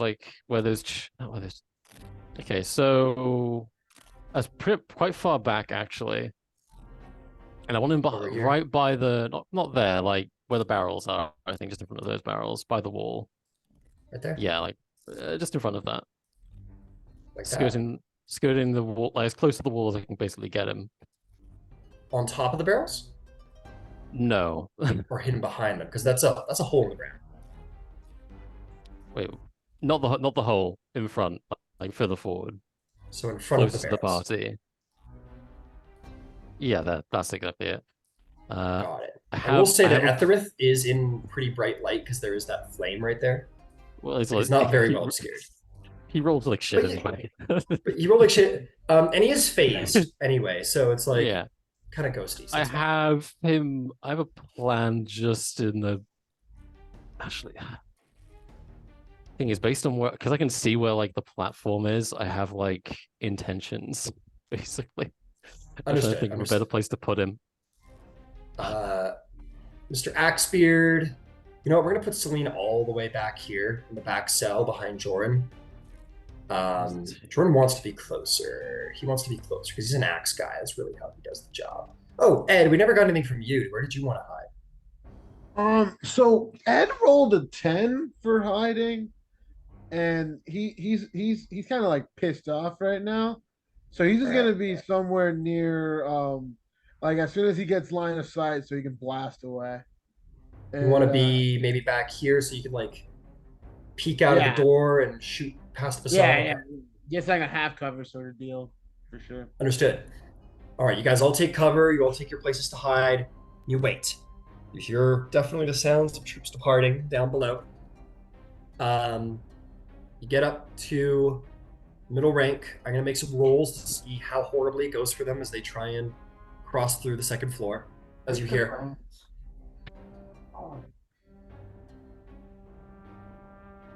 you hear like downstairs, and you hear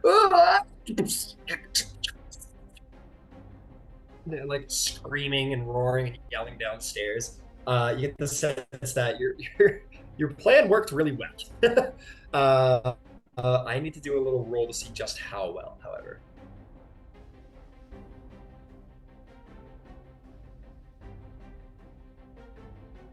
If we just wait like a full 10 minutes, like where the hell are they? We just go down and they're just all off the walls. Oh no! Oh no! Oh no! You guys start having like a moral dilemma. You're like, was that actually too much? Was the treasure worth it? You guys are on a. Okay. Oh, come on. Where is it? Hang on. Sorry. What? Oh, you. There we go. Here we are.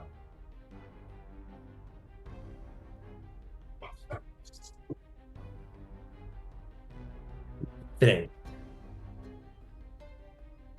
So this goes on for like 5 minutes, where there's an initial like panic and attack, where the traps like definitely like there's like a splash, and you hear like there's some reservation. It goes quiet for a minute, and then more. They're like, ah, no, fuck, and then like, see, there's definitely like a initial like, oh, we step on the traps a whole bunch, and then like a trying to get over them carefully and not working out too well, and then a little more of that, and then eventually it does stop, and you hear quiet coming up the stairs. All of you bear your weapons tightly, prepare yourselves to jump out and hopefully defeat your enemies. And as they begin to arrive at the tippy top of the stairs. That's where we'll go to break. And when we get back, it's about that time. When we get back, we will see just how disparately you fall upon them. It's a good time for a break. That cliffhanger, that midway cliffhanger for sure. And I was loading up Hero Forge, is looking at, oh, what characters do I have that I can bring in? No, yeah, that was a good trap you guys pulled. Well done.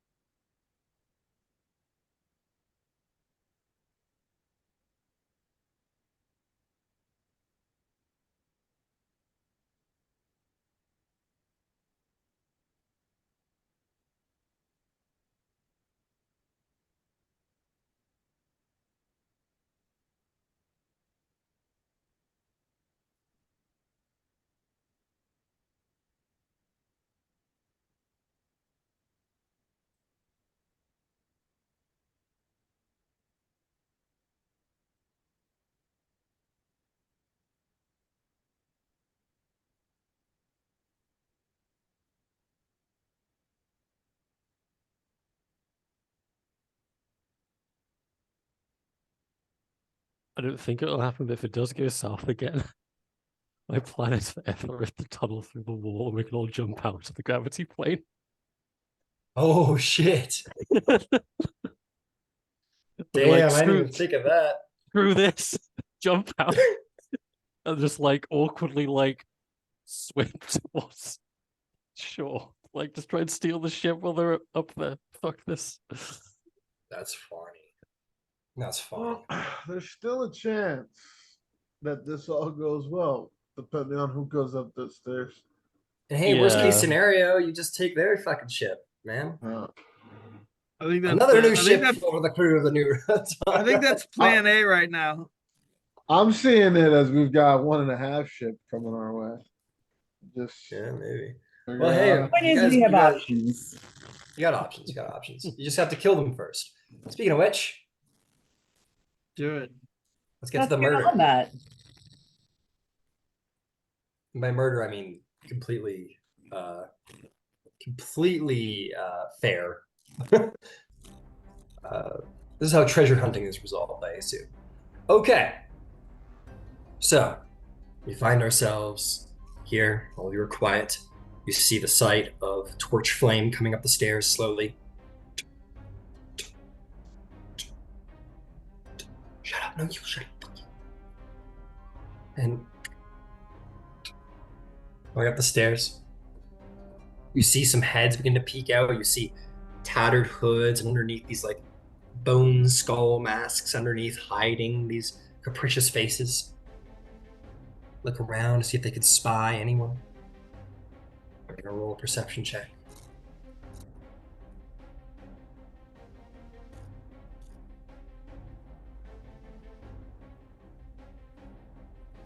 I'll remind you, you rolled a 12. As an average out, you look around. See anything up there? Are they there? No, I don't think they're here. I think we're good. Okay. They keep coming. Yeah, they rolled a 9. Didn't Nice. succeed. You guys lucked out. We're so Um, stealthy. So fucking stealthy.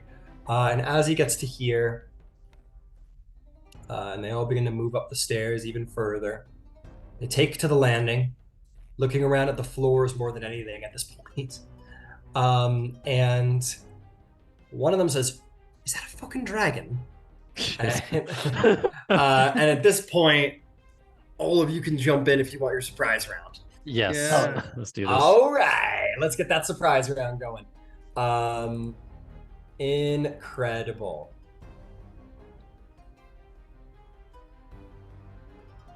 Also need the enemy captain.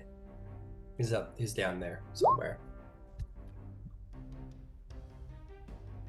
In chest, the pawns go first. I believe that's what Magneto said.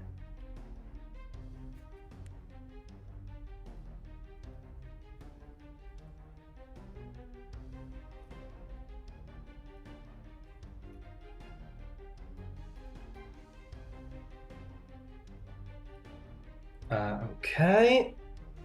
Celine's in on this now. Are you Feels going to keep our high. same initiative? No, this is a new initiative.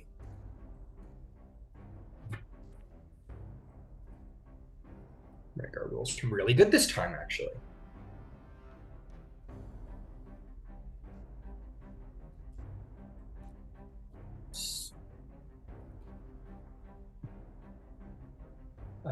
Now the back. Not that it will matter too terribly, I imagine.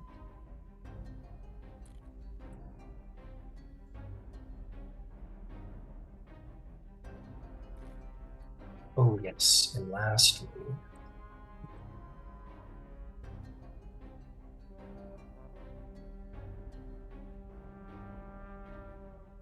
I remember the first session when Basan went into a tavern, was talking all about how she was doing stuff.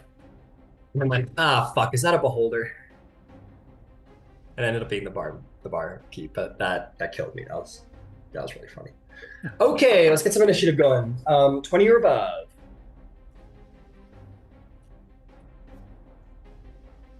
That was a no from what I heard.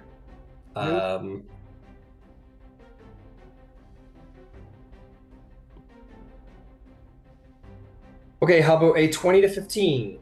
19. What'd you get, Basan? 18. Okay. How about a 15 for epoxy. 15 for epoxy? What was that, Solis? 17. Where are you? 17. What'd you get, Basan? 18. Okay. What's epoxy's dex score?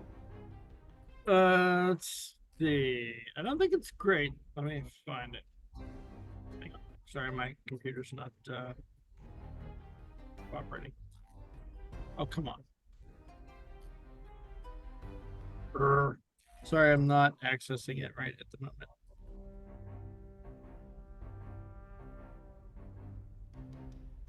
I believe their dex is a 12. Thank you. Oh, there, I got it now. It's a 12? Yeah, it is a 12. God damn it. Roll me a flat d20. All right. Every time I try and determine it through dex score, it's always the same. Every single time. That's a natural 20 wasted. Yeah, kind of. Yeah, kind of. Okay, how about 15 to 10? Oh, Chaplin had a 12. 12. Okay. 12. This CT. Oh, Captain Tarnak. What'd you get, Ed? 8. 8. Oh wait, no. 8 plus 2, 10. 10. Okay, 10. What'd you get, Chaplin? 12. Okay, cool. Who the fuck is S? Oh, that's Celine. I never put her in the initiative. It's like, who the goddamn hell? Okay, initiative's up. Holy fuck, this is not going to go well for them. All right, this brings us to the Rod of the Regis. Of the Rhaegar, excuse me. I'll get that right one day. This one, let's see here.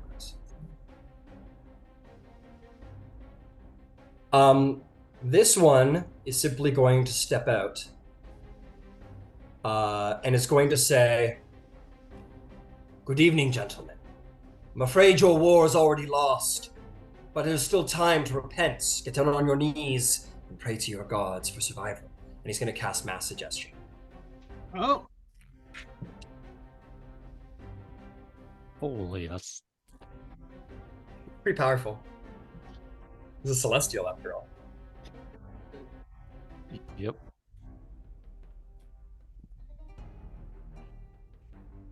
Okay. So get down on your knees is basically going to function as a sort of like go prone. So these guys are all going to go prone. As they all get down on their knees and they start praying. And you hear down the stairs, does anyone speak deep speech? no. No. Yeah. Start speak. Oh. Okay. He just starts speaking in deep speech. He essentially says, "What are you doing? I'm your god. Why are you praying to? I'm right here. I'm telling you to go fight." And they're like praying in their deep speech language, but they something down the stairs is just like is freaking out at them and is like, "Why are you doing this? I'm your god. You shouldn't be praying to me right now. You should be fighting for me." But they seem fairly convinced that the way to go is to start praying. So that's what he does. And he says, "That was about half of them." And then the second Rhaegar is going to jump down with his trident in hand. Is just going to try and spear the guy in the top of the head. That's going to be a natural 20, jumping out of stealth. As a reminder, everyone's going to get advantage on their first attack because this is coming out of stealth, and stealth is advantage. So it's going to be 9 plus 8, 16, 17. It's going to be 17 damage. Is he still alive? Fuck no, he's not still alive. Falls on him, skewers him in the shoulder with the trident, twists it, pulls it out, and sort of like grabs it from behind the head and like flips it around the back of his neck. And the tips of the tridents are going to slash through the neck of the next guy. Definitely hits for certainly enough to kill him, as there's these splashes of radiant light, and he kills 2 of them, and then is going to he is going to sort of be like, "For the glory of yes god," and sort of back off. And as he does so, they try and like they go to swing at him, but they're like a little taken back by his like enormous charisma, and they will miss their attacks as he just sort of backs up and will say, "Now, my friends, strike and strike fast!" And Barsh Voidlight, will you do this? Yes, I shall jump in. All right, what's the play? Oh, are you gonna like fly in shit? You gonna, Yeah, like, I'll use my reaction to glide forward. Fuck And, yeah. jump in close. All right, you fly in. He's like, "Is that a bat?" And then you fly in and who's up? Who's alive? everyone down those stairs. Okay, I'm gonna mark the closest one with my planar warrior, and then Okay, I'm you want gonna that guy's prone take- for advantage? Yeah, I mean, I already had advantage anyway, so it doesn't really matter. But I'll take the closest one. Well, you got multi-attack. Maybe you hit this guy and then you hit this guy's prone. Yeah, let's see how we do. All right. That is a dirty 20 to hit. You flutter out, and as you ascend backwards, you bring your sword forward and you hit. Go ahead and roll damage. Plus, where is it? That is 8 8. force damage. 8 force damage doesn't quite kill the enemy, unfortunately. Very close, but not quite. I guess I'll go with the second attack then. All right, second attack him. Is it, I mean, the one that's prone or not? or the one who's standing? It was your choice. I made Um, suggestions, but it's your choice. I got the one who's prone. Get to take All right. advantage. Cool. Uh, So did your first attack hit the prone guy? Yes, there's Okay, stay got it. consistent. Yeah. 24 to hit. It's That'll hit. He has 1 hit point left. You and take him out. cool. And This other guy pulls out a scimitar and goes and sort of growls at you. I will follow Rhaegar's example actually, and just take a step back. I'll brave the opportunity attack. All right. It's gonna be a big old 10 as he swipes at you. Yeah, no chance. Yeah, you step back and you just sort of like let it glide past your face, and you step back. What about your companion? Etherith. Let's see where they're at. They're at the back, aren't they? Fly them in so that they could. They now have space to breathe on them, I believe. All right, you stand. He goes, "What are you running for, coward?" And then the dragon lands in front of you, and he goes, should have joined the dragon cult." Yeah. Okay. Con save, please. 15 foot cone, right? Say that again. 15-foot cone, right? Yes. That is going to. Let's see who that tags.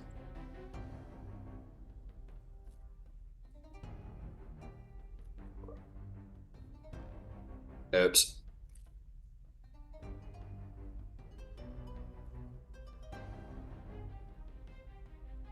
All right, that is going to. I'm going to give you that guy here. So that's going to tag 1 and 2. It's going to hit 2 people. Okay, con saves.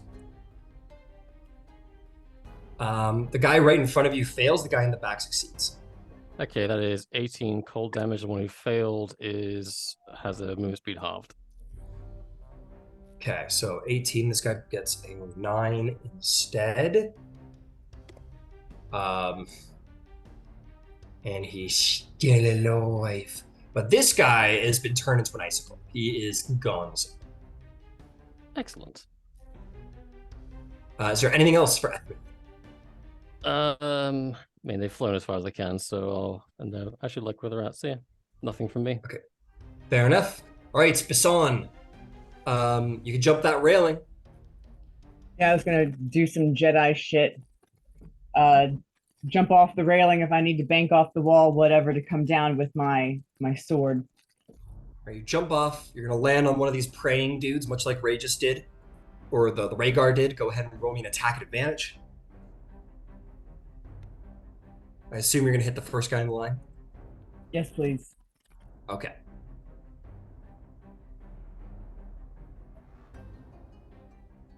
Well, it's a 15 on the dice, but I believe it's like a 15 plus 10. That'll hit. Yes, 25. You're good. You're good. You're so good. For 11 points of damage. 11 points of damage. He's still alive. You gash him in the shoulder. He goes, "Ah!" Oh, we're going to do that again, please. All right, go for it. Are you using the blade, I assume? Oh, yes. Go for it.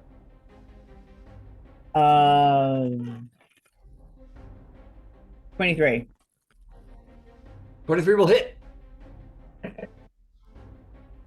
Meh, 8 points of damage. 8 points of damage. He's still alive. As you stand before him, you gashed him twice, and he's like, "Ugh," and he's bleeding a little bit. And as you're standing here, you're gonna notice something.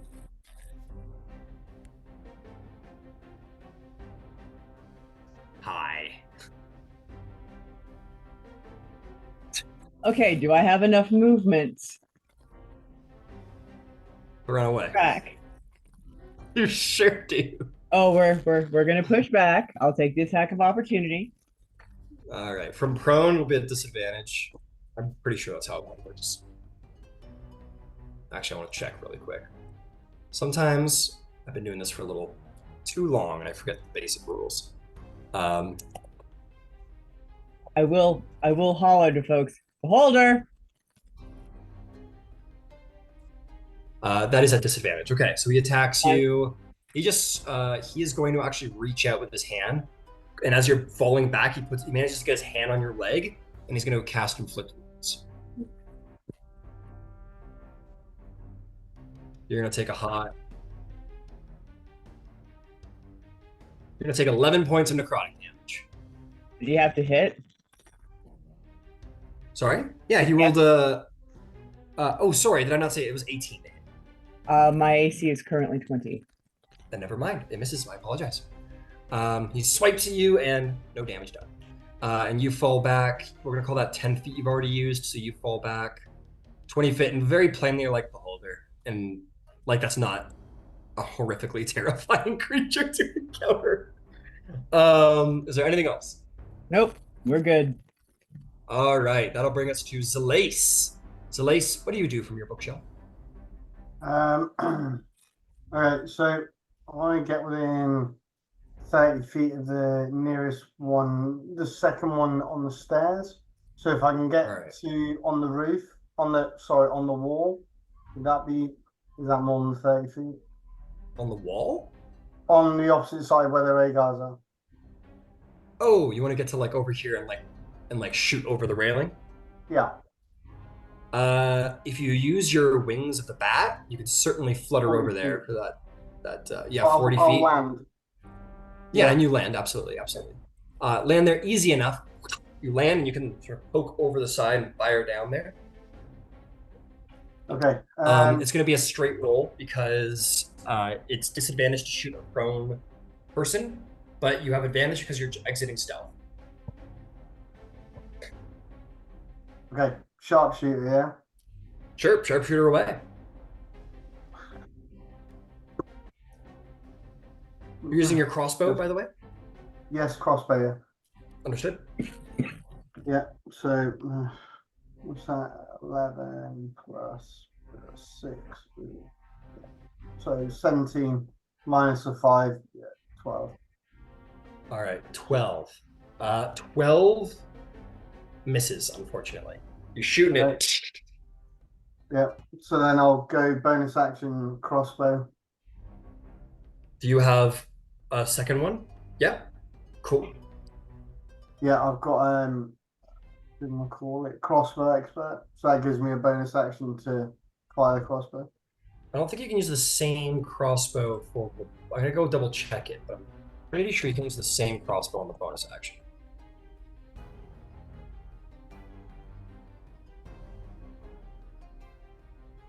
Use the attack action, attack with a one-handed weapon. You can use a bonus action to attack with a hand crossbow you're holding.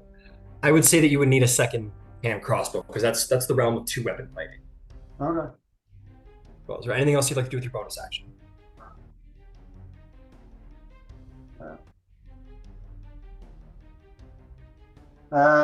Yeah. I'll bonus action dash to just past the steps to where the steps are. So opposite the cell door. Like here? So back where the Rhaegar came out of, yeah. Yeah, so you want to go back to the stairs, right? This is where you want to go? Yep, that's fine. All right, 25 feet for a halfling, I believe, Yep. so you're there. Fantastic. All right, what would Apoxy like to do from their high perch? All right, I don't know how far the distance is, but Apoxy would like to fling themselves down the stairs. But, what's the distance first, I guess? Okay, so 10 feet to there, and then jump. What is Apoxy's strength score? Apoxy's strength is pretty decent, I believe. It's a 17. 17 is going to easily jump here, and then, I'm doing it in a measure of like a right angle, but theatrically she jumps into the air and then descends down, but is easily going to make that jump, no check required. Go ahead and make me, first off, I want an athletics check to see if she lands safely. Do you want to rage first? Yes. All right, rage. What type of rage would you like? She could either pick her tail, her teeth, or her claws. Claws. All right, so her claws retract. She goes throws herself through the air. Make me an athletics check at advantage because you're raging. Okay.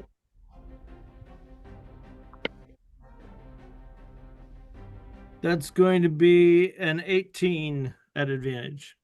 An 18 at advantage. Without any issues going to land. It's going to stick the landing. Go ahead and make an attack roll at advantage. Okay. You want to hit the first one in the line, I assume? Yeah. Yeah. All right. They're going to pounce down within the old the Spider-Man Batman Spawn kind of pose with the arms up. Yeah. So that is a 19 to hit. That would most certainly hit. Go ahead and roll damage. All right. They're raging but not reckless. So +2, right, for rage? +2 for rage damage, yeah. Let me just check one thing real quick. Oh, that's right, I can't. Okay.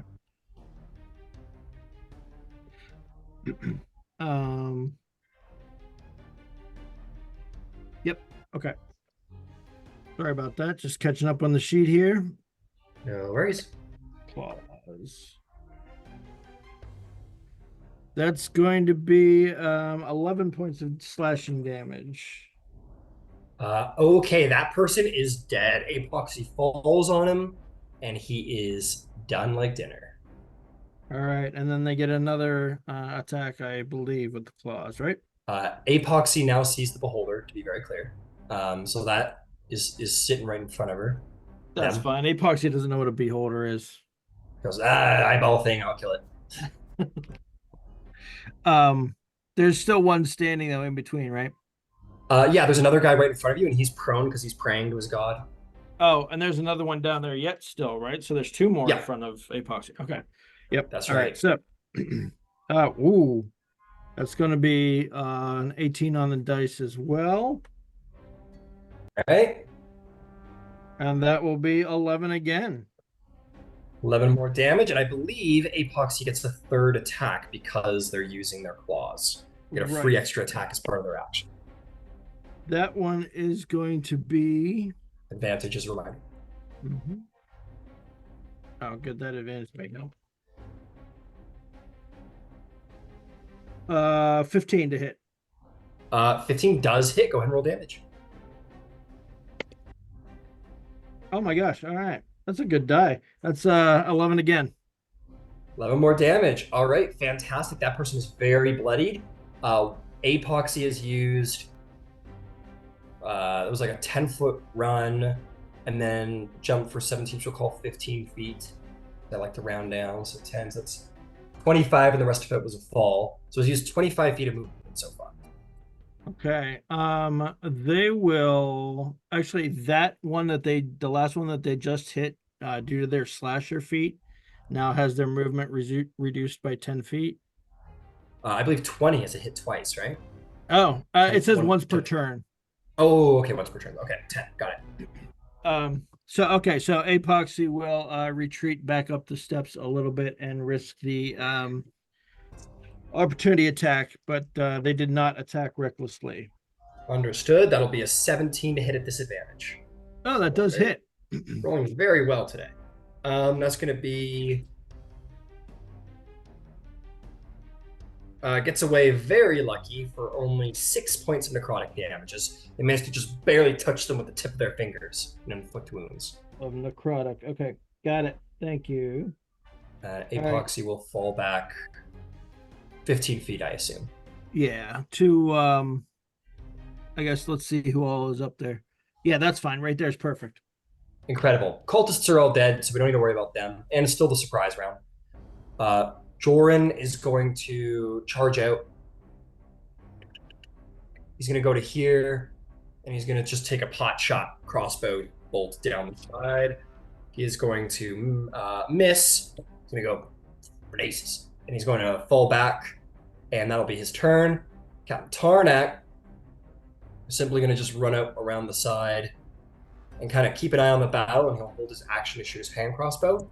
That'll bring us to Chaplain. What would Chaplain like to do? Chaplin is going to try to move so that they can see down the steps. All right. 30 feet will get them to be able to see down the 30 steps. feet.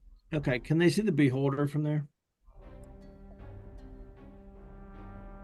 Are they able to see the beholder? I'm just taking a look. Okay. Yes. Okay. I'm actually just gonna move all these bodies just to clear up the site a little bit. We'll see they rolled down the stairs. But yes, Right. you can. Okay. Then he is going to use his magic initiate to cast Bane on the 3 remaining baddies that he can see. As you attempt to cast. Oh, no, never mind. He wouldn't be doing that. Yeah, Bane on the 3 remaining baddies. They need to roll wisdom saves. Yes. No, I'm sorry. Charisma versus 15 DC. Got it. Failure, failure, and success. So the beholder succeeds. The last 2 fail. All right. So they have to make a D4 roll and subtract that from any attack rolls the next time they attack. Understood. No problem. All right, if that is all for Chaplin, as that is your movement, that'll bring us to Ediord. Ed, Ed, you are around the corner here. What would you like to do? Ed's gonna move close to the railing as he can to get a look at stuff. 20 feet, and you can get a nice, pretty decent look at those 2 cultists. If I can use 10 more, can I stand where Chaplin's at? You can't stand in his space, but you can get to here. Okay, good. Yeah. I forgot there's someone there. Yeah, sure thing. I'll stay right there. And Ed is going to fire some scorching rays. All right, your pistol, you click your switch, and it sort of morphs with the rest of your armaments off your back, becomes almost like a rifle, and you fire off your 3 shots. Go for it. These will be at disadvantage. The first one will be a straight roll. The last 2 will be at disadvantage because they are prone. Okay, 17 for the first one. 17 will hit. Shit. Damn, man, you guys played out your tactics pretty well. 6, 11 plus 2, 13. 13 damage. He is dead. You burn him to fucking cinders, and he goes rolling on down the stairs. So your last 2 attacks will be. What? I was just saying we had to make up for the fact that we're rolling terrible today. We had to get better tactically. I guess so. And you can roll your last 2 attacks at disadvantage against the last cultist. Okay, that is going to be, again, 10 plus 7, 17. 17 will hit. And that's going to be 5 plus 3, 8 damage. 8 damage, very good. Give me your last one. All right. And that's going to be 4 plus 7, 11. 11 damage or to attack? To attack. 11 will miss, unfortunately. It does shoot the railing, unfortunately. And for my bonus action, Ed's going to summon Otto right on the stairs. Got it. He's going to throw him out there, and he's still in flamethrower mode. And like that? Yeah. All right, gonna give him a little fire. Yeah, he's gonna Dracarys it up in there. Dracarys. I figured out some. 15 cone, right? Yeah, 15 cone. All right, you're gonna hit the beholder. Alrighty, let's roll. Dex saves, right? Dex saves, yeah. All right, prone guy. It's gonna 15 roll is the check. D4. D4 is total. Prone guy fails. Thanks to Bane. Beholder succeeds. Okay. Surprisingly succeeds. That is 8 plus 7, 15. Okay, 15 damage to this guy. He's like, oh, my lord up in heaven. As he's like burning. This guy's like, I'm right here. And he's only gonna take the 7 damage. Oh, fool. Is there anything else? That's my turn. All right, that'll bring us to Celine Starshade. Celine, I think she's just gonna. She's not gonna summon anything. She's reserving that for ship duties and such. No, she's got to do something else.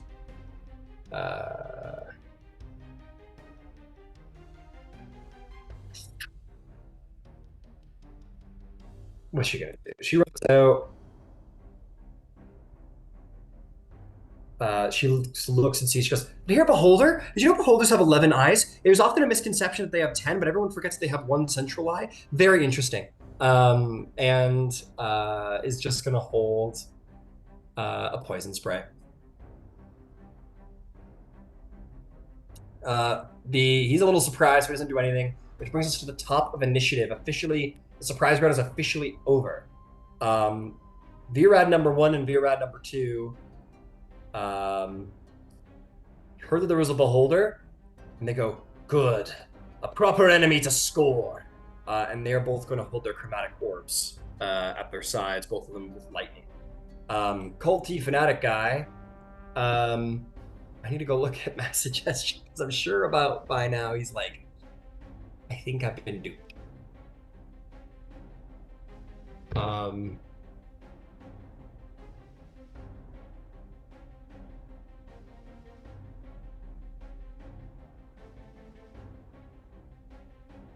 All right, bear with me. I'll take a quick peek at the spell. Oh yeah, so the spell ended long ago. Because the moment they get damaged or their friends get damaged, they're like, "Oh, never mind." So he's gonna stand up, and he is going to see you, Chaplain, at the top of the stairs. He's gonna cast Hold Person on you. Make a Wisdom saving throw. Oh, okay. All right, little my own medicine. I guess so. That is going to be a 16. 16 is an easy save. I'm going to go with okay. Good. I was going to go with it anyway. And he goes, "Ugh, Hold Person never works. Literally never works." And he It really doesn't. It really doesn't. And he one day I keep using this. I'm like, nah, it's a myth. It works. Alistair has always made it work. I made it work on us. Has always made it work. I made It's it work true. on Jace. It's true. It's a good feeling when it works, but when it doesn't work, it's just like he's gonna go. He's gonna go. "Great Lord of 11 Eyes, the crew we're all dead. I will support you." And he runs back. And you hear downstairs something in deep speech, and you would basically discern it as, "Fine, I will deal with them myself." And he is going to use a legendary action on Otto. And he is going to...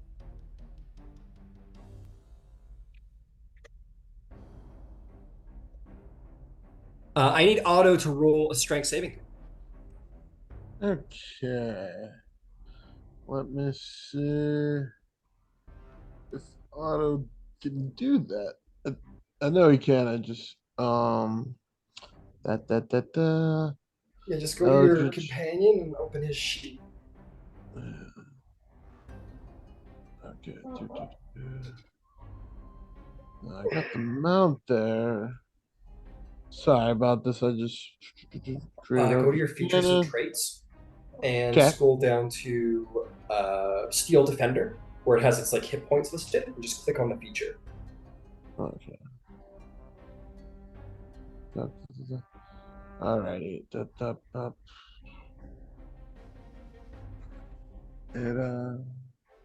It's not giving me like what would be his strength modifier or something.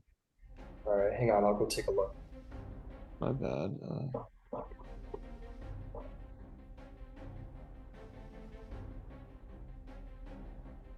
Yeah.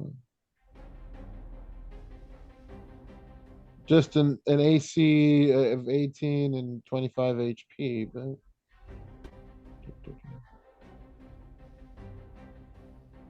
Oh, it doesn't, does it? That's weird.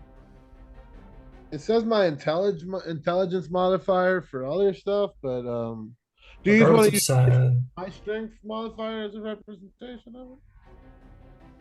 No, that wouldn't be correct. Magical cannon, woodcutter, specific tools, action magically smaller, tiny, eldritch cannon, occupied space, or else I guess Auto is considered isn't considered a creature technically; it's considered an object, Yeah. which means that it wouldn't be able to make the saving throw. So this is just going to work, unfortunately, because it's not considered Wait. a construct. Or It's what? forced to make an ability check or a saving throw and treat all its ability scores as 10. Okay.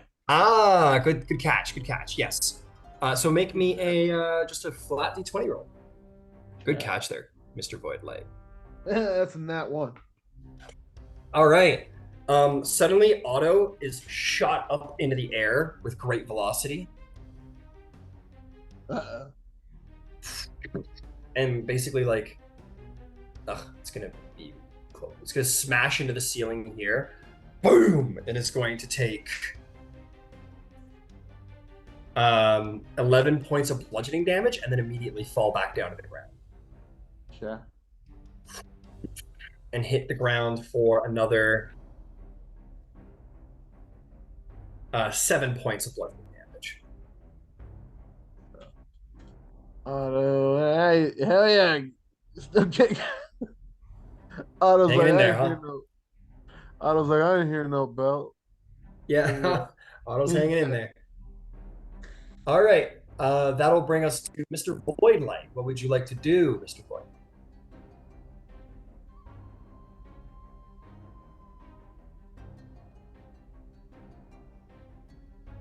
You're muted. You're muted. I'm There you go. a little sketched out about jumping into a beholder, so That's fair.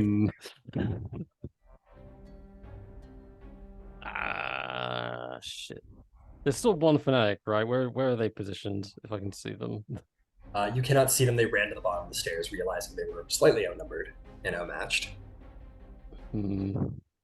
Just slightly. I wonder. Although spells not going to be very good here.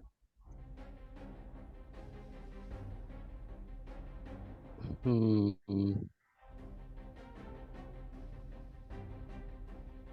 I see the beholder? If I take a few. Not from your current position. Can I take like a step forward just to get a look at it, see what it's doing? Yeah, you want to step through Etherith's? Jesus Christ. His space? Yeah, sure. I just want to make sure, like, I want to check if the beholder's like something I can hit or not. The beholder is here and is in actuality faced in this direction. A number of its eyes sort of like look at you as you appear at the top of the stairs. Okay. I'm going to, I guess, I have to drop my sword and draw my bow. Ding, ding, ding, ding, ding. I'm gonna regret doing Fire this. bow. And I'll take a shot at it. Alrighty, go for it. Before I take a shot, how far away is it? I seem to be, like, just distance-wise. Yep. It's going to be 30 feet. And you know what? While you're sizing things up, I'm going to spice things up. You hear in the... If it can. I think it can. It's going to speak Undercommon. Does anyone understand Undercommon? Nope. It starts saying, it goes, ah, and starts speaking in Undercommon, and you're like, whatever, and shoot it. Go for it. I'll use my bonus action to put Planar Warrior on it. So, because it's 30 feet. So let's do this. That is the 18 to hit. 18 certainly hits. Go ahead and roll damage. Cool. That is 13 force damage. 13 force damage. Shoot it, and it goes, and starts growling angrily. Second shot. Go for it. 12. 12. Does not hit, I'm sorry to say. No, Yeah. Common shoots a little wide. And then I'll, like, fall back again. All right, you fall back to your original position. God, that's a bad guy. At that point, you hear the cultist sort of speaking, and he says, I shall translate for the great Captain Zorfin 11 Eyes. We are aware that you are traveling with a Captain Tarnak, and he has promised you a reward for this endeavor. We would pay you double. He's just wrecked our ship. No. The beholder goes, he says, the great Captain 11 Eyes says he's only here for one thing, and when he has that, he shall leave you all to be, and allow you to take all the spoils of this place. I do not know what he is promising you, Captain Tarnak, but we will pay you double. Captain Tarnak says, don't listen to them. You would work for a beholder.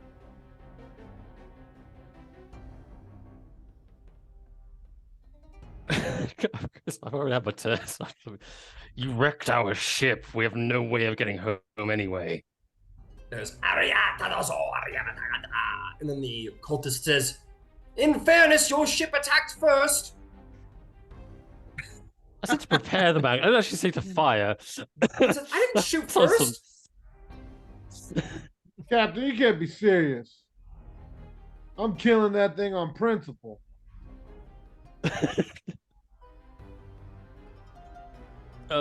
As far as I'm gonna have, actually, I need to roll fabulous shit. He does not get it.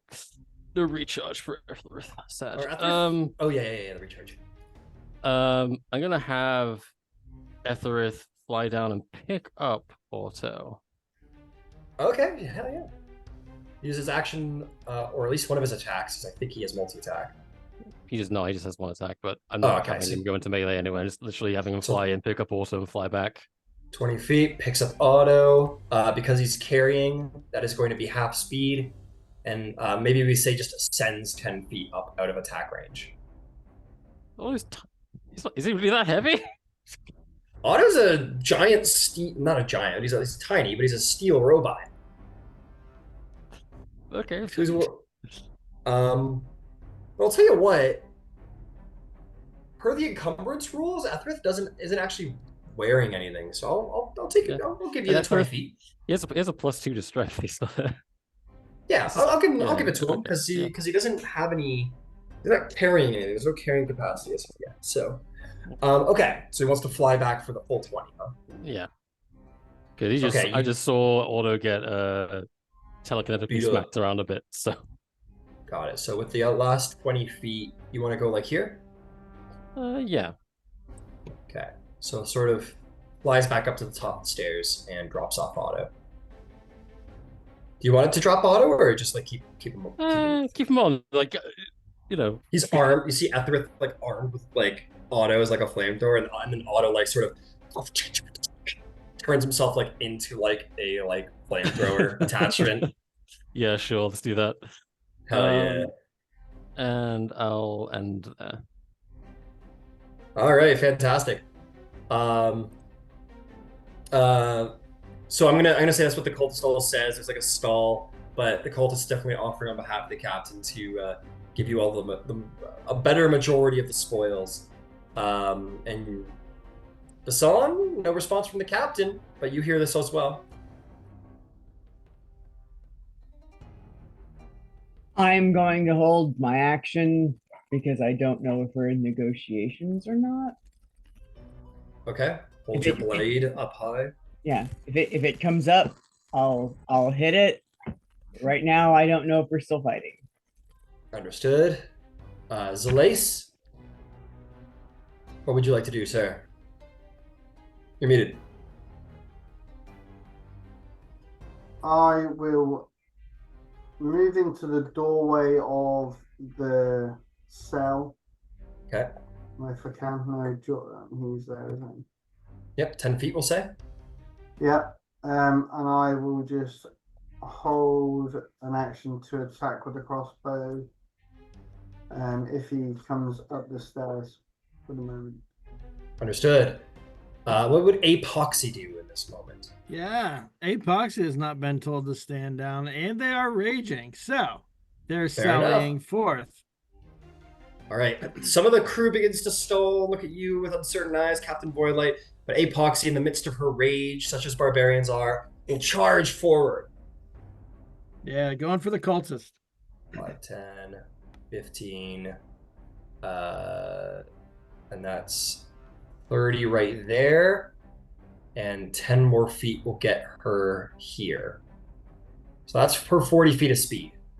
Okay. And are they in melee? No, they're not. They're about here. Okay. And they can't use the tail attack because I chose to Claws. rage with claws earlier, right? That's right. Okay, that's going to be Get a full action left. Still dash, dodge. yeah, dodge, I guess. All right, takes Thank the you, dodge thank action. you. Fair enough. I always forget problem. about dodge. Yeah. That brings us to Jorn Axebeard, who's going to similarly just sort of like, I think he's going to step here with his crossbow in hand and hold his action to use his crossbow, but we'll be awaiting the captain's word as well. Captain Tarnak's pretty much just like standing here, and he's going. He goes, Captain, don't turn your back.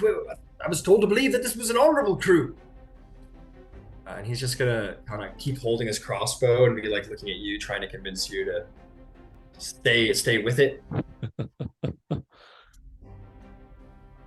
I see conflict in you. Doesn't say that. That's gonna bring us to Chaplain. What does Chaplain do at the top of the stairs? Oh, Yep. sorry. Ooh, there's like there's a weight here going on. So, yeah, no. What does Chaplain do? Yeah. Chaplin's never been in Oh. combat with the Beholder I'm before. very, very sorry. I gotta take it back. There is a bit of a hold here, but Apoxy's sort of charge is going to warrant a legendary action from the Beholder. Okay, yep, good. Hopefully defensively.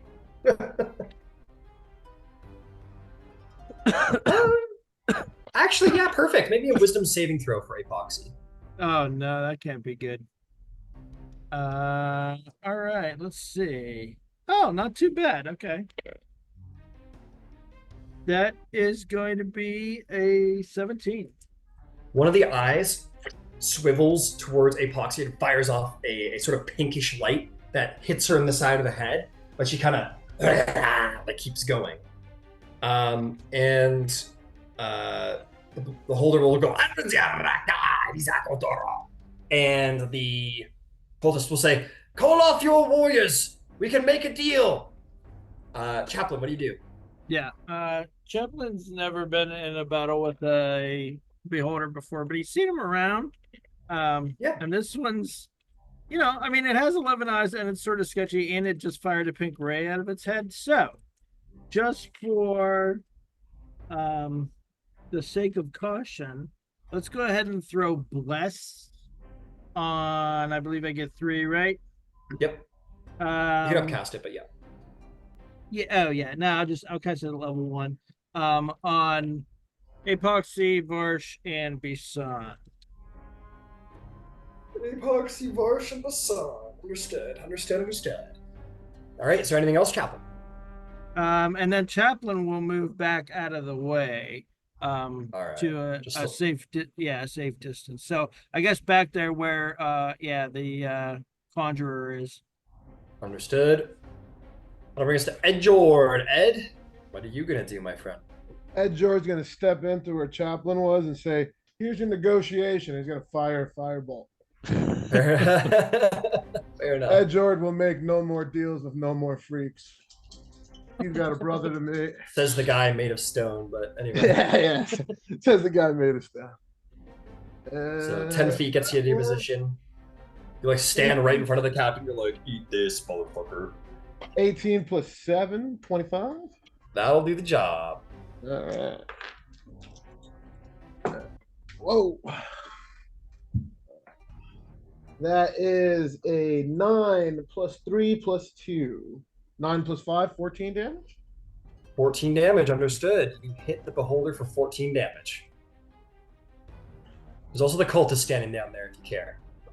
Oh, I was just a firebolt, so I don't have any more. Oh, it's the fire. Sorry, I keep going. And between for a them. bonus action, Otto will hold his action until like if Edorath fires, Otto will fire. If not, Understood. So basically, a small a little trigger just sort of drops down after it's like says in Draconic. Basically goes, "Oh shit," and it's just gonna get ready for whatever happens next. Celine Starshade, she's certainly not going to be one to defy the captain. She is going to, I think she's just going to hold an acid splash. Okay, I'm a lot more capable when I can see what I'm doing, but, you know, she'll back up a bit. So, boy, here it comes. There will be a last legendary action from the Beholder that's going to attack you, Mr. Jord, as you ruin his attempts at negotiation. He fires this like whitish gray ray at you. I need you to make a dexterity saving throw to hop out of the way if you can. Yeah. Dex saving throw. That's a 15 plus 2 for 17. 17, you do. You jump out of the way and it blasts by you. And it hits the wall where, like, we'll say like a book fell off the shelf, and as it hits that book, the book goes, it starts slowly falling through the air as if it got put on slow mode. Now the captain says, fine. And it's going to back up a bit because it's got a nice little right target sitting right there. Oh man, you just ran Epoxy and she's not even here. Oh fuck. I hope this goes well. For her anyway. It's gonna saunter back over here. And it's gonna fire 3 eye rays at Epoxy. Okay. Alright. Epoxy needs a dexterity saving throw. Dexterity saving throw coming up.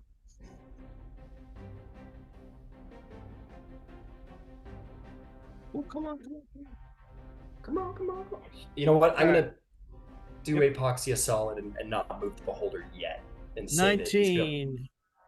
A 19 will save. The beam misses and hits the sort of carapace, fleshy-like stairs. And as it does, the stair just solidifies into stone immediately. The Beholder is then going to fire its last 2 rays up at Ed Yord. Stop saving on all of these. That's Unfortunately, I didn't bless Ed. That is going to be a red ray of light is going to fire up at you. Make a wisdom saving throw as it hits you. That's a 15 plus 1, 16. 16 saves. And the last one is a similar pinkish ray is going to fire up at you. Make me one more wisdom saving throw. 5 plus 1, 6. 6. And it shoots you in the head, and you suddenly realize that, like, what was he gonna do? What would you have done differently? You know? Like, he's not a bad guy. In fact, he's probably a pretty good guy. I mean, he's got all these followers. He's probably maybe even better than your captain. Like, who knows? You wouldn't say it, but you are charmed. You are charmed by the Beholder now. You think the Beholder is your best friend. Now the Beholder's going to back off, so I didn't just have to fire 3 rays at Epoxy. All right. Trying to save a PC who's not here. Virad of the Rhaegar says, "Glory!" and is going to charge. They live for one thing, and I bet you can guess what it is. They hop down. I'm gonna roll a little check to see if he jumps down with ease. And so he... Oh! No, he falls down. He's fine. He sticks to landing. The 2 of them are going to run down the stairs for 20 feet. This one's going to land here, and he's going to throw a ball of lightning at the Beholder. That is definitely going to hit the Beholder. 25 lightning damage to the Beholder. The last guy, he is going to throw his trident at the last guy and try and spear him to death. That is going to absolutely hit for a total of... Oh, he threw it, so it's less than that. 8 plus, so 10 additional damage, which just does the job. He throws his spear and it stabs him in the chest and pins him to the wall, and dies. And at the end of his turn, he puts his hand out, and the spear, the trident, shoots out of his chest and lands back in Birod's hand. And he points it at the beholder and says, "You're next, creature!" And that will be his turn. This guy's dead. His turn's over. Vosh Voidlight, it seems that your party has made your decision for you. What do you do? I will head down the stairs so I can get a look at the beholder. I need to get a clear shot. All For right. 2 reasons, and I don't know if I'll be able to do the second part, but I want to see if I can. 20 feet gets you right. Well, sorry, 30 feet. Don't mind me. And that gets you a nice clean shot. Alrighty, and how far is the beholder from me? Just so I can be sure I can use that as well. Not too far. I'm going to call it. Oops. We're going to call that 15 feet.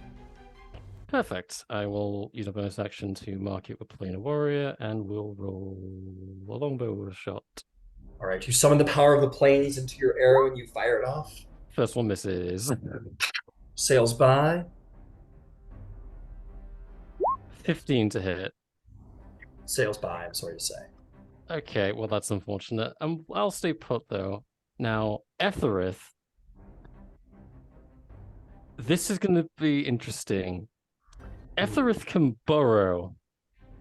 Yeah.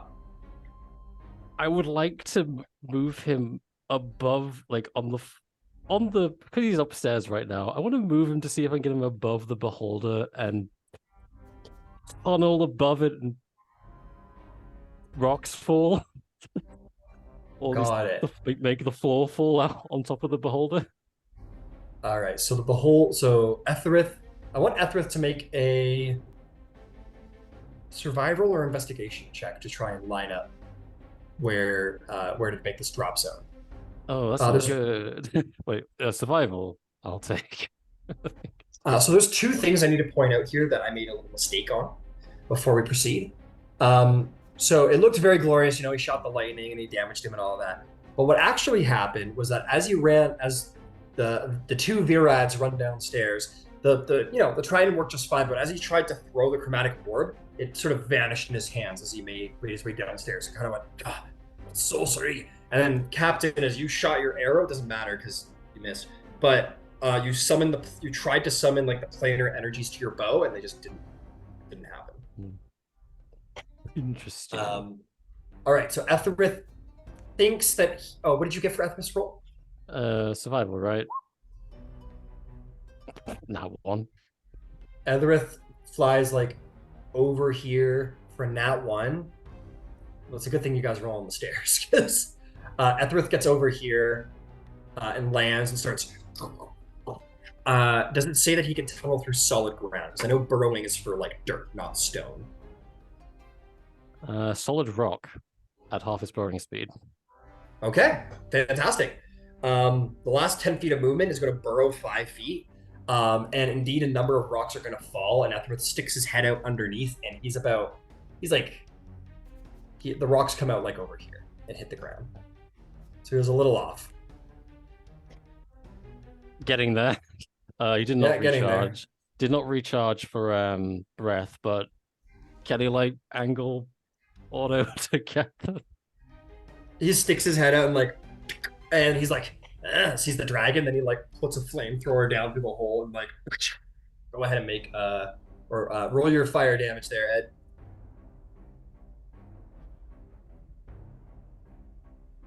Try and drop some rocks here to symbolize the fall.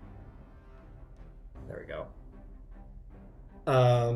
Con save. That's a failure with a 7. 11 points of damage total. All right, it takes 11 fire damage. Goes in anger. Is there anything else, Varsh? That'll be all. All right, you better believe we're going to use some of those eye stalks now. He's getting angry. Etherith's head's sticking down. I'll say he probably retracts at the end of his turn. It's fine. Yeah. He gets takes his cover. It's fine. But he's going to shoot at you, Varsh, as you probably called up to Etherith, you're like, in the cell, And he goes, no, and he's going to fire Ira at you. Oh no. Make me a very important dexterity saving throw. Okay. Come on, You have Ranger. bless. I do have bless. This is really important, I guess. Why is this happening? That is 12. I'm gonna start by saying it's a good thing you took a short rest, because he's gonna fire a white burning necrotic light at you as he fires his death ray at you. Oh, sick. That is going to be 64 points Oh! of I'm necrotic unconscious again. damage. You hit the ground and you tumble down the stairs. Bum, bum, bum, bum, bum, bum, bum. I mean, I'll if say we were actually epoxy playing- catches you from falling. Nah. Even if I used my Hidozi dodge, that would not have mattered. Well, does that Either way. float over your max hit points? It doesn't go over like it's not double It's max. not- It's I'm like Okay. Twice as much. I'm fine. Good. Just want to make sure. That is going to bring us to Basan. Basan, from your position, there's a flash of white, and you hear a body hit the ground and start rolling down the stairs. What do you do? I have a question on action economy. Uh-huh. If I just drop my sword, but stow my sun sword, can I draw my bow? I like to try and be fair about them, because there is an idea that makes it kind of stupid where like every turn you like stow your blade just in case you need something else in your next turn, which is dumb. So I will say yes, you did not use your free action last turn, so I'll allow you the stow draw and say that comes out of your last turn, just so we don't have to deal with people drawing and stowing their blades every turn, because that's ridiculous.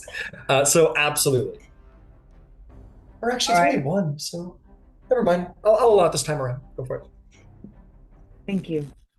So she's gonna have her longbow, and she's going to come down the stairs.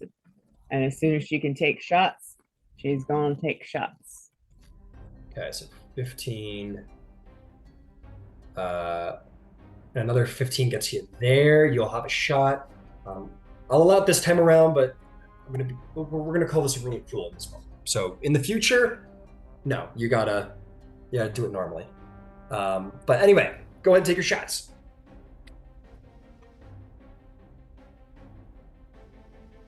And so that was a nat 1. Luckily for you, nobody is reasonably near your line of fire to take the friendly shot. That was better. That was an 18 on the dice, I believe, plus 8. That will hit. 13 points of damage. 13 points of damage. All right. Is there anything else? I think I'm done with my movement, so nope, I'm just here. Got it. It's also worth noting that any of you who look down the stairs, you're going to see like one guy on the floor wrapped up in tentacles and two more guys who are currently suspended with their brains exposed in the traps. So you took out 3 of them with your traps. So good job. All right, Zalace, you, my friend, are up here. It seems that the fight is taking place downstairs. What would you like to do?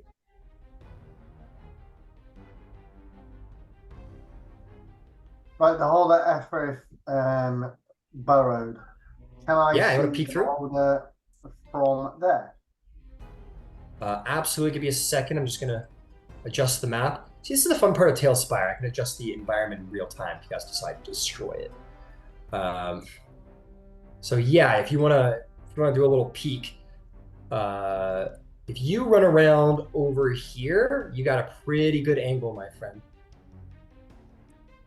So 10, so 15 feet, and you can definitely see it down there. Okay. I'll shoot crossbow. Am I classed as hidden from the beholder or not? I don't think you hid last turn. So if you wanted to use your bonus action to stealth before running over here, you could do that. Yeah, I'll do that. All right, roll me a stealth check. So 20. You are certainly hidden as you come around the side here and take your shot. So go ahead and make an attack roll at advantage. Oh no, someone went miles away. Hold on. 24. 24 will hit. Roll me some damage. You'll get that sneak attack. My question is, are you using your crossbow? I am.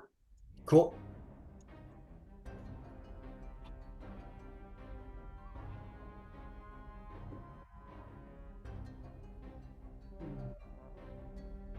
Mm, 10 points. of damage. All right, 10 points. You shoot it and it growls angrily. Well done. Anything and then- else? Yeah, I've got a bit of movement left. Yep, you got 10 feet left. Yeah, I'll move 10 feet away from the hole back towards us. Yeah. All right, right there. Yeah, just so I'm out of the way. Beauty. All right. Apoxy's turn. Apoxy is raring to go on the stairs. Yeah. What does they do? All right. I think they are going to use their Eldritch Claw tattoo for an Eldritch Maul. All right. As they try and bring out this magical tattoo, nothing happens. I thought that was going to happen. Okay. So, in that case, I'm going to go ahead, and Apoxy happens to have a javelin equipped. So, I will throw the javelin. All right, throw some javelins for me. Straight rolls. That is going to be a 15 to hit. 15 does not hit, I'm afraid. Okay. And then I think Apoxy has just failed on 2 attempts to damage this thing in a row and isn't raging anymore because they didn't take damage or deliver damage last round. So I think they just have to attack. I don't think they have to actually damage. They just have to make sure they're attacking.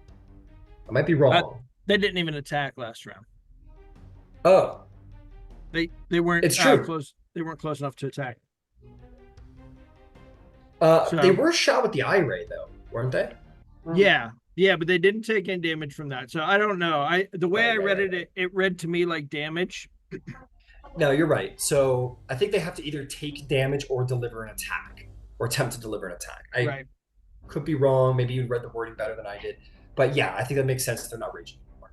Yeah. So they're not raging anymore. So and they just tried 2 different types of attacks that failed. So I think they're going to retreat up the steps before I get somebody's PC killed.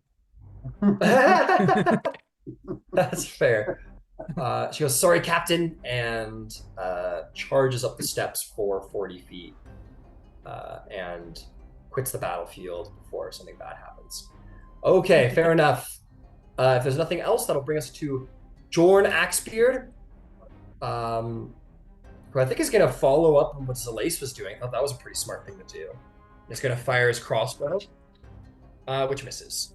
And he's like, "I am a fucking melee warrior. This is killing me."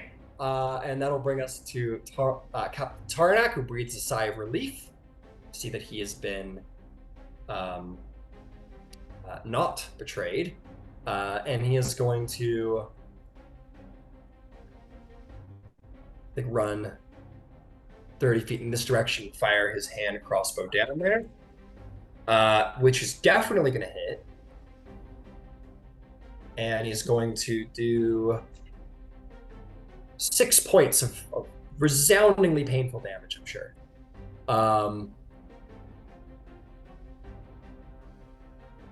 Incredible. That will proc a legendary action as he sees Captain Tarnak, his rival.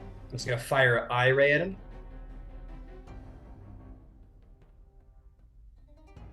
Let's see here.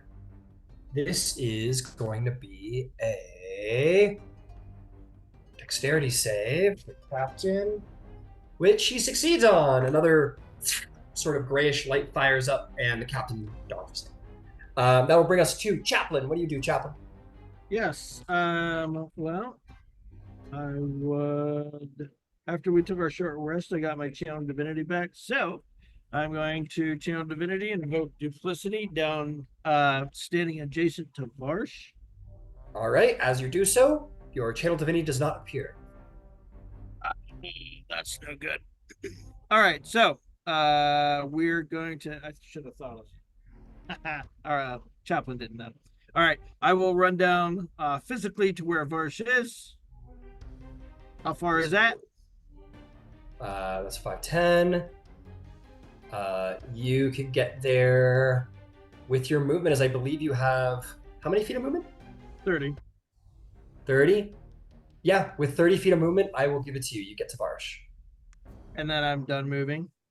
You're done moving, and as you get down the stairs and come into the line of sight of the beholder, the light spell on your shield vanishes. Oh, you didn't have that going anymore. On the mace, but yeah, okay. But yeah, you're within 5 feet. Oh.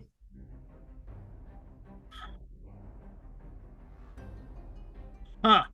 All right then. What I was gonna try may not work. Can I? I'm not allowed to do my. I have to ask you for a rolling on it.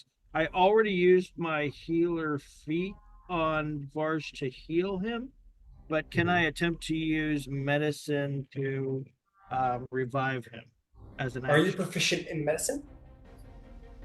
Oh, I'm not. I am proficient with healer's kit, but not medicine. Got it. So I have two separate ways that you can help. If you're proficient with medicine, there's a chance that you can like actually get them back up on their feet. Okay. If you're not proficient, the best you can do is like try to help. So I want you to roll me a medicine check. If you roll 5 or lower, you're going to give Captain Voidlight disadvantage on his death saving throw. Okay. But if you roll higher than that, you will give him, so 5 or lower, disadvantage. But if you roll a 10 or higher, you give him advantage. All right. Well, good news, Varsh. I have a +4 in medicine, so. As long as he doesn't roll an out one. So what you're saying Yeah, is a one. nat 1 incoming, right? It's a dirty 20. Okay. Dirty 20, Captain Voidlight. You're going to have advantage on your next saving throw. On your next death saving throw. All right. And then, is there any way that I can attempt to try to, like, I don't know. So you've used your action, you've used your bonus action, you've used your bonus. Yeah. All right. I guess I'm probably done then for now. Yeah. This non-magic thing's not really that pleasant. I was sitting here wondering if Chaplain would stop working altogether for being like a magical robot, but I think that's a good question.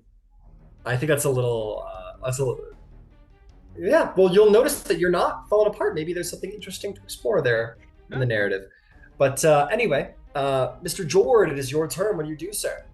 As a note, as far as you're charmed, so you can't attack the beholder. You think he's your best buddy. What do you do?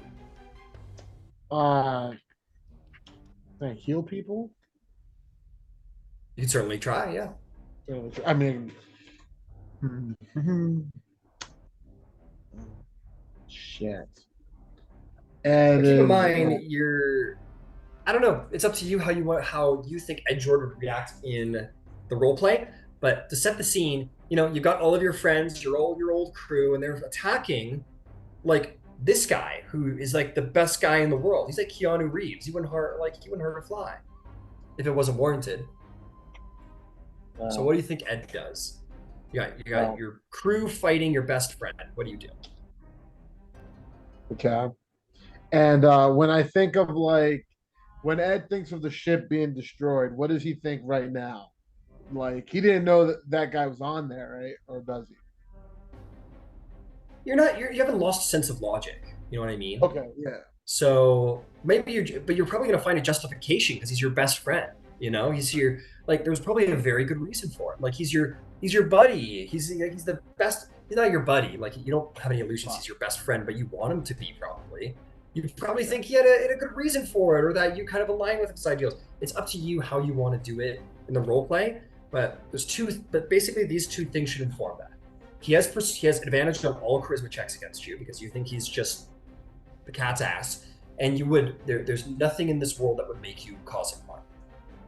Okay, so Ed, seeing like this commotion, I'm sorry guys, he's gonna drop his gun and be like, "Come on, it's okay. Like we can just figure this out. Let's just like talk about it, guys.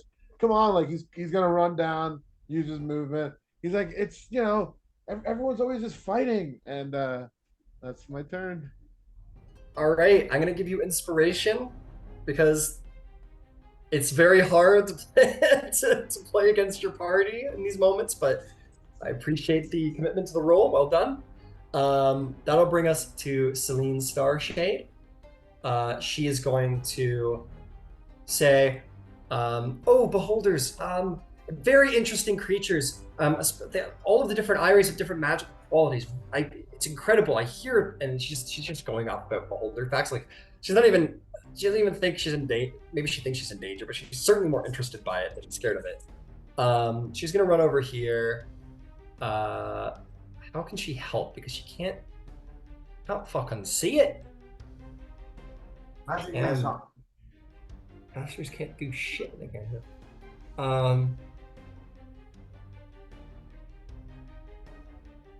She goes, I hate to feel so useless, but okay, here's a pretty good idea. She's going to run up to who's anyone standing at nobody's close to her either? Fuck. Foxy's there, isn't she? Because she ran it. Yeah, Apoxy's there, but what she wants to do isn't as helpful for Apoxy as another person. So she was here. She runs over 30 feet to here. What about Conjure? She's saving that because she's only got so many of them. She'll do one more. She needs to help out. She'll summon a gargoyle.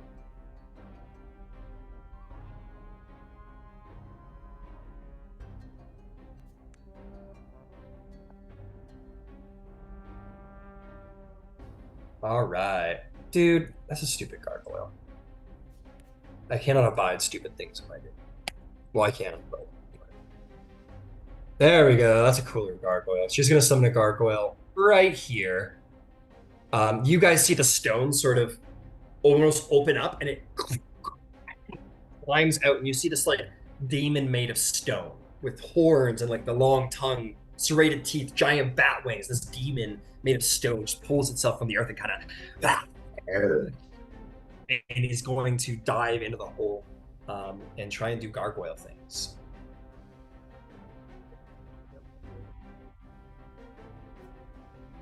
Geronimo! It flies up in there and narrowly dodges. Never mind about that.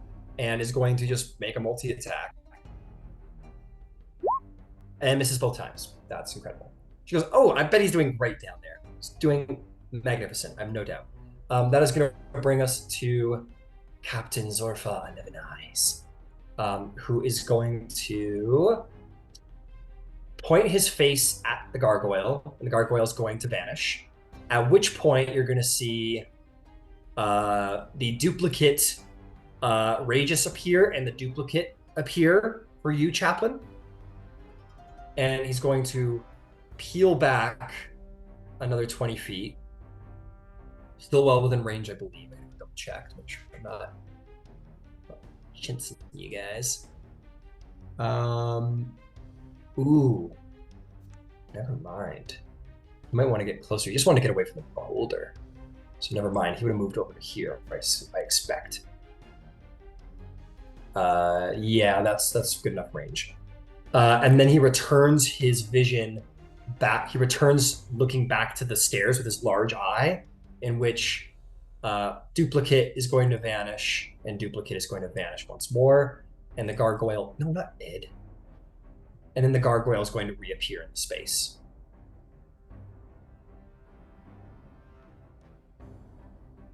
Now he's going to shoot off 3 eye rays. Who's getting them? Let's find out.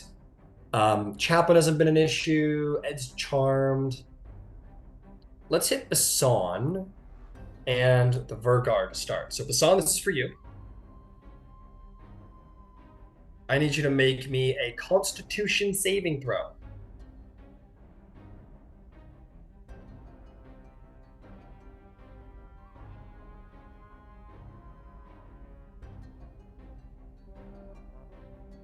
That was a 17. 17 will save. You are going to take half as much damage.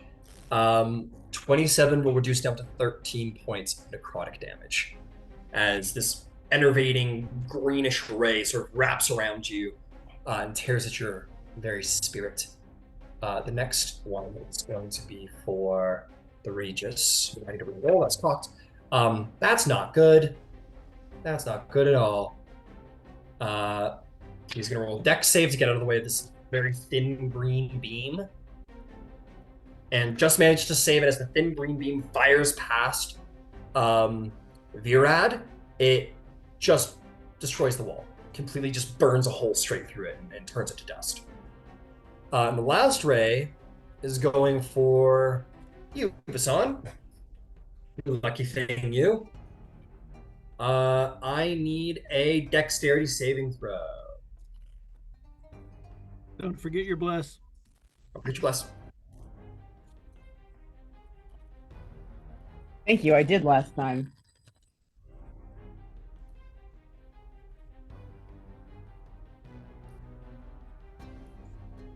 All right. So you said dexterity. Mm-hmm. All right. So that is a 19. This suddenly at the boss battle, you guys are all coming around. You've been rolling not great. Now the boss battle's come around. And things are going much better.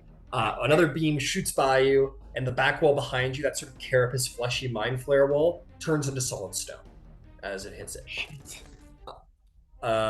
Yeah, so good job getting around that.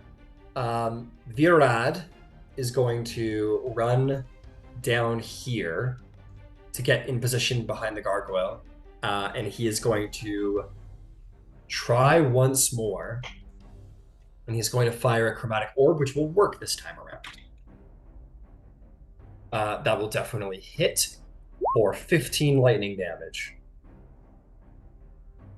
The beholder is looking pretty dang hurt. Mr. Voidlight, I need a death saving throw. You'll have advantage thanks to Chaplain's aid as he puts pressure on your wound.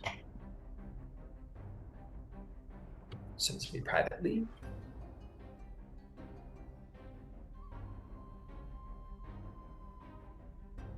Understood. Okay, that'll bring us to Basan. Basan, the captain, is down. What Chaplain's about doing his best. Etherith? Oh, yes, Etherith. My apologies. I always forget Etherith. What is Etherith up to? Etherith recharged. Woohoo. Etherith recharged. He's gonna poke his head through the hole to see where the beholder is and then try to collapse the floor in it again. All right, much more possible this time around. Etherith will make his way over here. Burrow. As part of his movement. Give me a minute while I just fix the floor a bit. Burrows. Rock is going to fall from the sky. We're going to consider this a... How best to do this? We're going to call this 4d6 damage. We're going to consider this like a medium stone entity falling on it. So why don't you roll me 4d6, and I'll give him a dex save. There's 11. 11 damage. He does not get around it. He didn't expect it. It's going to hit him. He's going to take 11 bludgeoning damage to the head. And look up to see a dragon poking his head down. This dragon will then breathe cold breath. Hell yeah. Con save, right? Yep. That is going to be a 15 to save. That's saved, so that is 12 halved. 6 damage. Understood. Is A blast of cold. Yep, Ed. Is Otto still with Edrith doing the auto thing?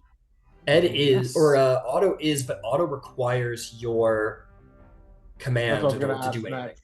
Yeah, okay. Got it. All right. Why isn't it working? Yeah. Pull the trigger. Yeah.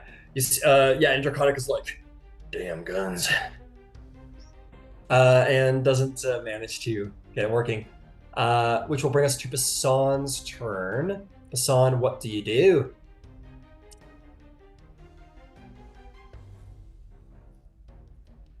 How far am I from the thing? Not terribly. And what direction is it? Like it's all looking up at the dragon right now. Like what direction is it actually facing? Well, it's got 11 eyes, so some of the eyes are looking up. But it is looking at you guys on the stairs. Like its main eyes pointed at you guys on the stairs. So if I wanted to jump on top of it, I would ask you how you intend to do that.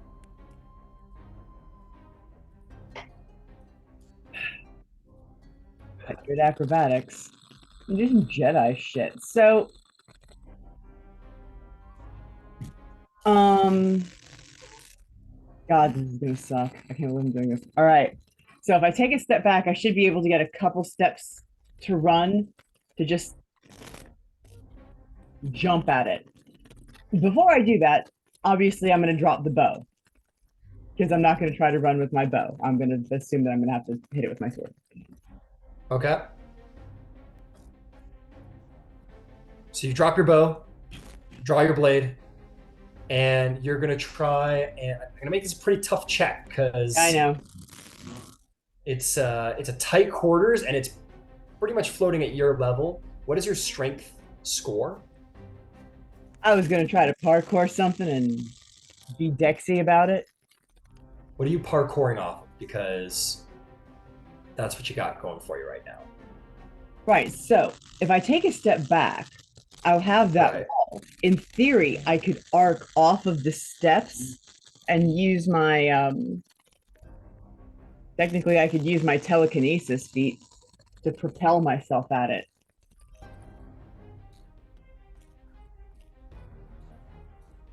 So That would end up being my telekinesis action. lets you do a shove as an action, right? Well, what I was thinking, this is might not actually work. But I was thinking of trying to use it to shove myself at it. Got it. If that makes sense. Okay, Propel so- myself off of the wall. Understood. So telekinesis shove is a full action to perform. If you wish to use your full action to use the telekinesis to try and shove you, that will reduce the DC, and I'll rule accrual it and let you try and as part of this make this all part of a grapple. It's a bit definitely outside the. You know what? You're a fighter. You have action surge. If you use your action surge, I'll allow this all to happen. I will use my action surge, sir. All right, fantastic. Okay, so you put your back to the wall. You charge the steps. Like you kick off the back steps, but whatever. It's gonna be better if you actually have distance. So you put your back to the wall. You kick off of it with your back foot. Run to the edge of the steps. Kick off of it as in you're in midair. You use your telekinetic power to shove yourself closer to the beholder. I want you to make me a. At this point, it's just athletics. It's not really about acrobatics. It's about grappling onto it. So make me an athletics check. A contested one, of course. Okay, but that was it ended up being a 21 total.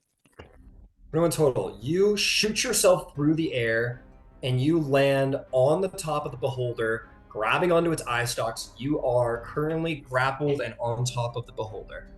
It took a bit of extra juice from you, my friend, but you managed to get on top of it. You have a bonus action left.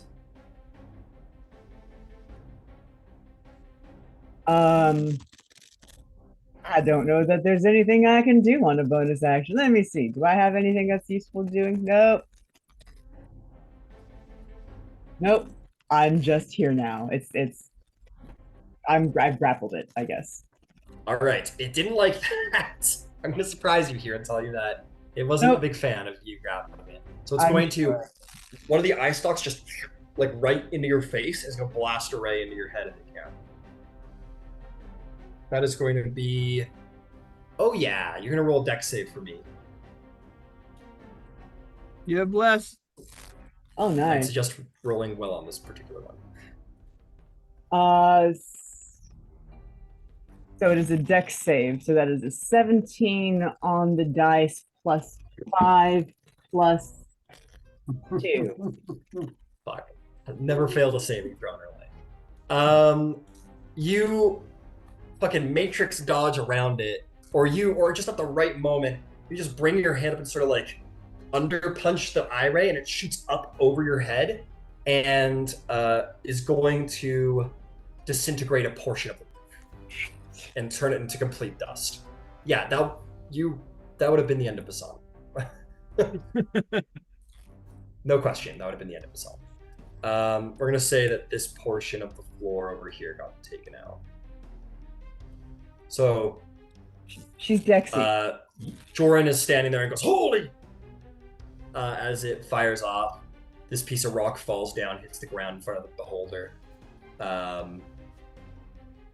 We love a good destructible environment. All right, that's going to bring us to Zalace. Zalace, my friend, what do you do? Yeah, so the new hole that Etherith burrowed, I'll go to that one. Okay. Do like 5. I assume you have enough speed to hop over. 10, 15. 25 I've got, so. Yeah, you're good. And you get to hear where you're right there in the middle of this big hole, and you can see it directly below you. Basan sort of, come on now, come on, woohoo! Just like it's right on top, is trying to stay on. Okay, so I'm going to use Psychic Blade. All right, a Psychic Blade. You summon the Psychic Blade. Go ahead and make an attack roll. Did you want to stealth before this? Try get. Oh, you don't really need I've to. got. Well, if Basan's there, I don't need that, do I? You certainly do. Go ahead and throw it. That was a 3, so 9. No. 9. The blade sails by, and as you summon the Psychic Blade to your hand, those slots in the wall that were shooting at the intellect snare before open up. They all point at you and they fire. I need you to make me an intelligence saving throw. Bring it down.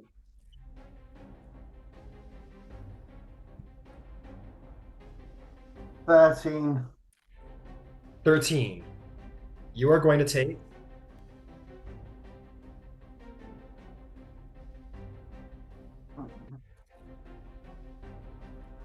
you are going to take 18 points of psychic damage. Uncanny dodge. Okay, uncanny dodge. You are going to take 9 instead, and you are stunned. So these beams hit you in your head, and you manage to like shield your mind just in time before these things fully rock you, but you are stunned. And technically, at the end of your turn, you get to roll a saving throw. So go ahead and make me another one right now. For what? Sorry, natural 20. So. Oh, so you get hit with the stun in this moment. And you're like, oh, fuck. And your turn does end, but you do come out of it at the end of your turn. So you are no longer stunned. Okay. Cool. All right, that brings us back to Apoxy, who's at the back of the room. What's Apoxy going to do? Yeah. There were holes in the floor, right? There are holes in the floor over here. There's big green beams of light and Etherith digging around. Okay. All right. Let's run Apoxy over to one of the holes in the floor. They're going to be looking to see kind of where the beholder is positioned. Runs over to here for 25 feet, sees the beholder directly beneath. Okay. And looking in that direction. And they did not. Oh, I can't do that. I can't get their character. I want to. Let's see. I don't have a good answer. Here we go. Hand axes. All right, I've already tossed the javelin, which is out, but Apoxy does happen to have 2 hand axes. You toss them down there? I will throw both of those, yeah. All right, I'm going to give the beholder half cover because there's an ally sitting on top of its head, and that's what you're throwing at. Yeah, that's fine. I'm okay with hitting the ally. Let's see. That is going to be a 12. 12. Misses. And then that one is going to be a 16. A 16 does not hit either. Sends them, they Okay. miss. All Apox is right. having a hard time fighting today. Apoxy is having a hard time finding anything. Okay. That is well then I guess they will step back a little bit so that they're not within line of sight of the beholder since they just were throwing things down at it. Might have noticed. Got it. Falls back 5 feet, no problem. Yeah. Jor, we're gonna do a legendary action against Basan because it's very irritated that this Gith is on its back. I need you to make me a wisdom saving throw, Basan. You have bless.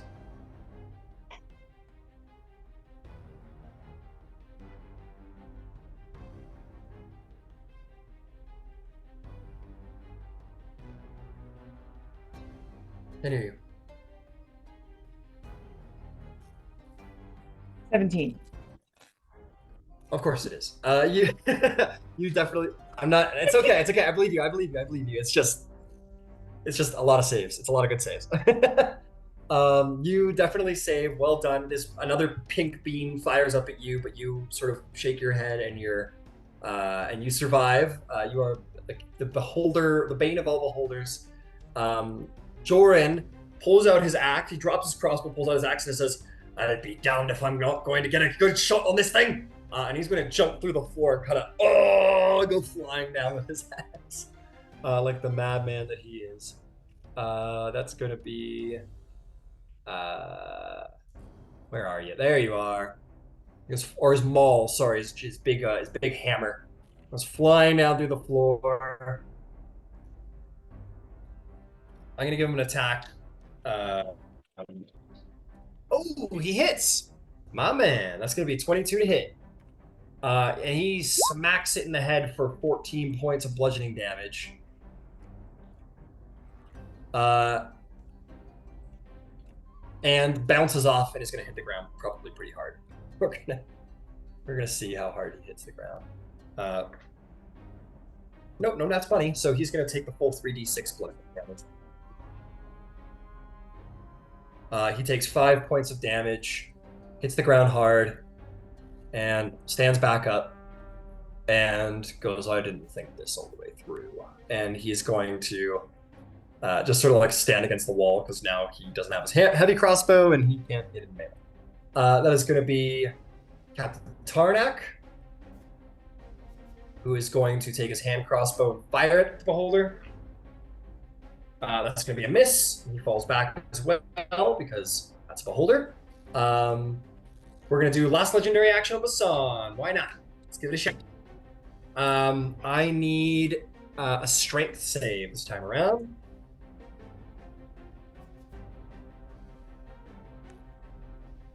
No.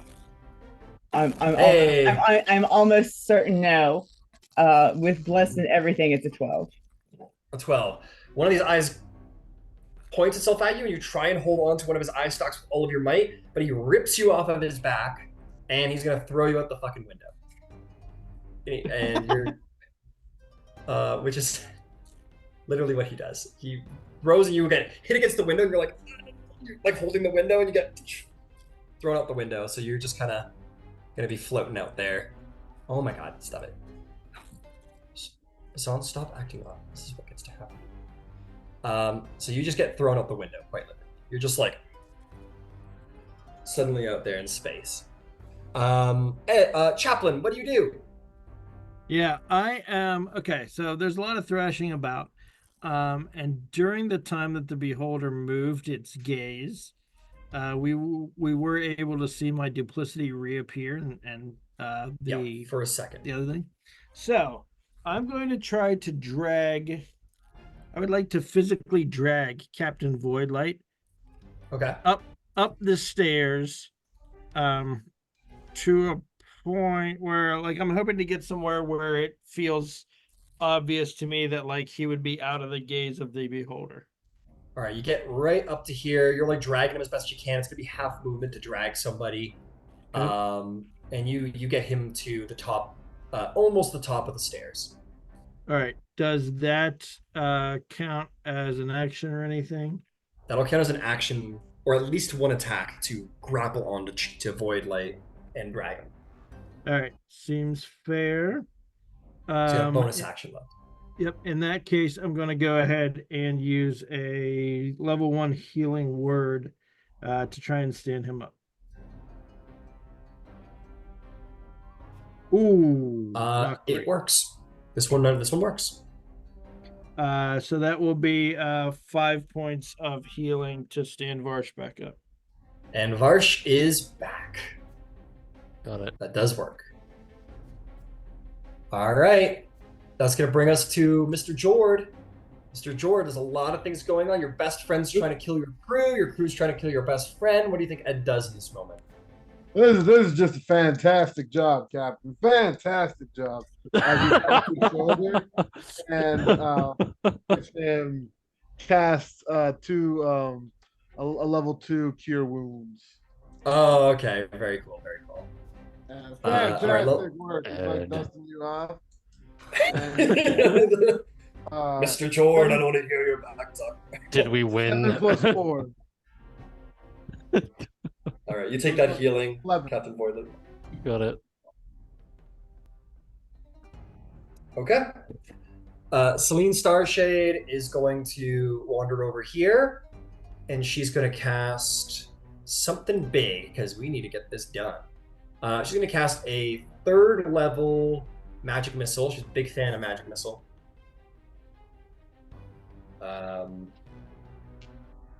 Ooh, she doesn't roll very good. That's going to be 3, 6, 9, 12. That's going to be really 3, 6, 9, 10. Yeah, okay. It's going to be 15 points of force damage. And she's going to step back, and her gargoyle is going to attack most voraciously. That's going to be a bite for 22 and a claw for 19. They'll both hit for total whopping damage of 10.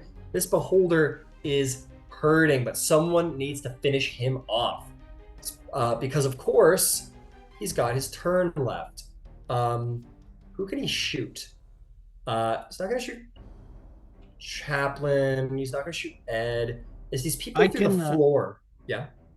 Oh, no. I'm sorry. Go ahead. He sees Zalace there. He sees Etherith up there. I think he's gonna sort of ascend and stick his eye stalks up through the floor and start shooting that way. And because they're eye stalks, you can see everybody.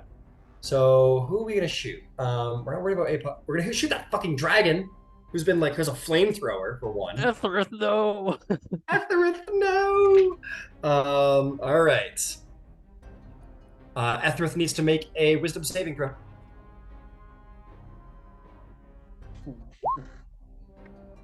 Fail. Etherith suddenly thinks that he needs to make love and not war, and realizes the beholder's a pretty good dude, and he's going to be charmed by the beholder.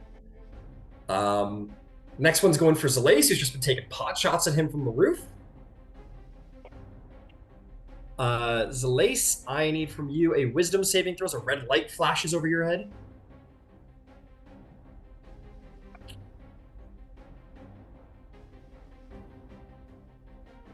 Muted.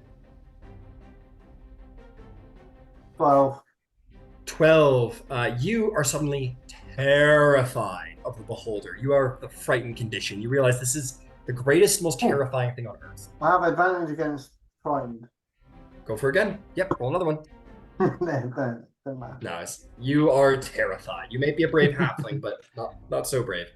The last shot, I think, it would go for Chaplain, but Ed's standing in the way. So I think the last eye stalk that pokes out, because he already kicked Basan out. Let's go for... It's kind of random at this point. Let's go for Celine. All right. Celine needs to make a strength saving throw, which I'm sure will go very well for a wizard. As I said. And she is going to be thrown 30 feet back. And she's going to go through the hole much like Basan did. And it's just going to be kind of floating around out here. Yeah. That is going to bring us to Virad. Oh, I forgot about Virad. You should have shot Virad. That would have been smarter. Virad is an unhappy guy because of all this stuff going on. Ooh, this is great. He is going to cast Phantasmal Force on the Beholder. Nice. Oh, and he rolls really bad. The Beholder's eye stalks suddenly all swing around and point like in the opposite direction of the party. Like his eyes are still his main eyes still point at the stairs, but all the rest of his eye stalks point in this direction, and he starts retracting as if he's being hit by arrows or some kind of effect. And he is going to take some damage because that's what Phantasmal Force does, I believe. Yeah, he's going to take 5 points of psychic damage. And that's going to bring us to Mr. Voidlight. Voidlight, you're back on your feet. You have not won the battle yet. I'll stand up. All right. And I guess I have no choice but to simply try and kill this thing before it knocks me down again. I guess so. I'll move to get a shot at it with my bow if I can. You want to run down the stairs, or do you want to run to the hole in the roof? I mean, I've used half movement to stand up, so I don't think I can reach the hole, can I? Yeah, probably not. Let's go Yeah, you downstairs can then. reach it. All right, so with the rest of your speed, you can get past Chaplain and get a nice clean shot. I know that my plane of warrior won't work because it's looking at me, so let's just roll this normally. That is a critical hit. That is a nat 20. Ooh, yeah, let's roll some damage. Good job, buddy. All right, so that is that is 15. 15 damage. It all counts. It's hurting. It's hanging on, but it's hurting. All right, second attack. Second attack, go for it. Holy shit! No. That's another crit. Yeah. Go for it. And that is maximum damage of 19. 19 additional damage. How would you like to kill the Beholder? Yes. Yes. I'm gonna cry. Okay, so I'll set the scene for you. You stumble down past Chaplain, you draw your bow. Its main eyes looking right at you, but all of its other 10 eye stalks are like firing lasers off at the wall to the left side. It's distracted. How does Voidlight take advantage of the situation? Thanks for the ship, you ugly fuck. And just not just like 2 arrows and just fires them both directly into the eye. And it shoots one in the eye, and then the last arrow, and it goes pretty deep, but not fully. But the last arrow splits the first arrow and goes even deeper within, pushing the arrowhead of the first arrow even deeper within. And suddenly it's got 2 arrowheads lodged in its brain, and the Beholder, and it eye stalks flare for a second in a sort of death throw, and then it falls and hits the ground and lands pretty perfectly in the cell. And with that, Captain Zorfa 11 Eyes is slain by Captain Voidlights of the Dawn's Return. Incredible. I'm And gonna that print off that log. And you wanted to negotiate with this thing. How For you end the dare session, Bisan is in Basan's pretty is fucked, right? falling. we'll get to Basan. Not to Okay. worry. We'll get to Basan. Nothing that That's- can't be fixed. Let's go ahead and end the session there. We will clean up the aftermath of this battle and possibly take your loot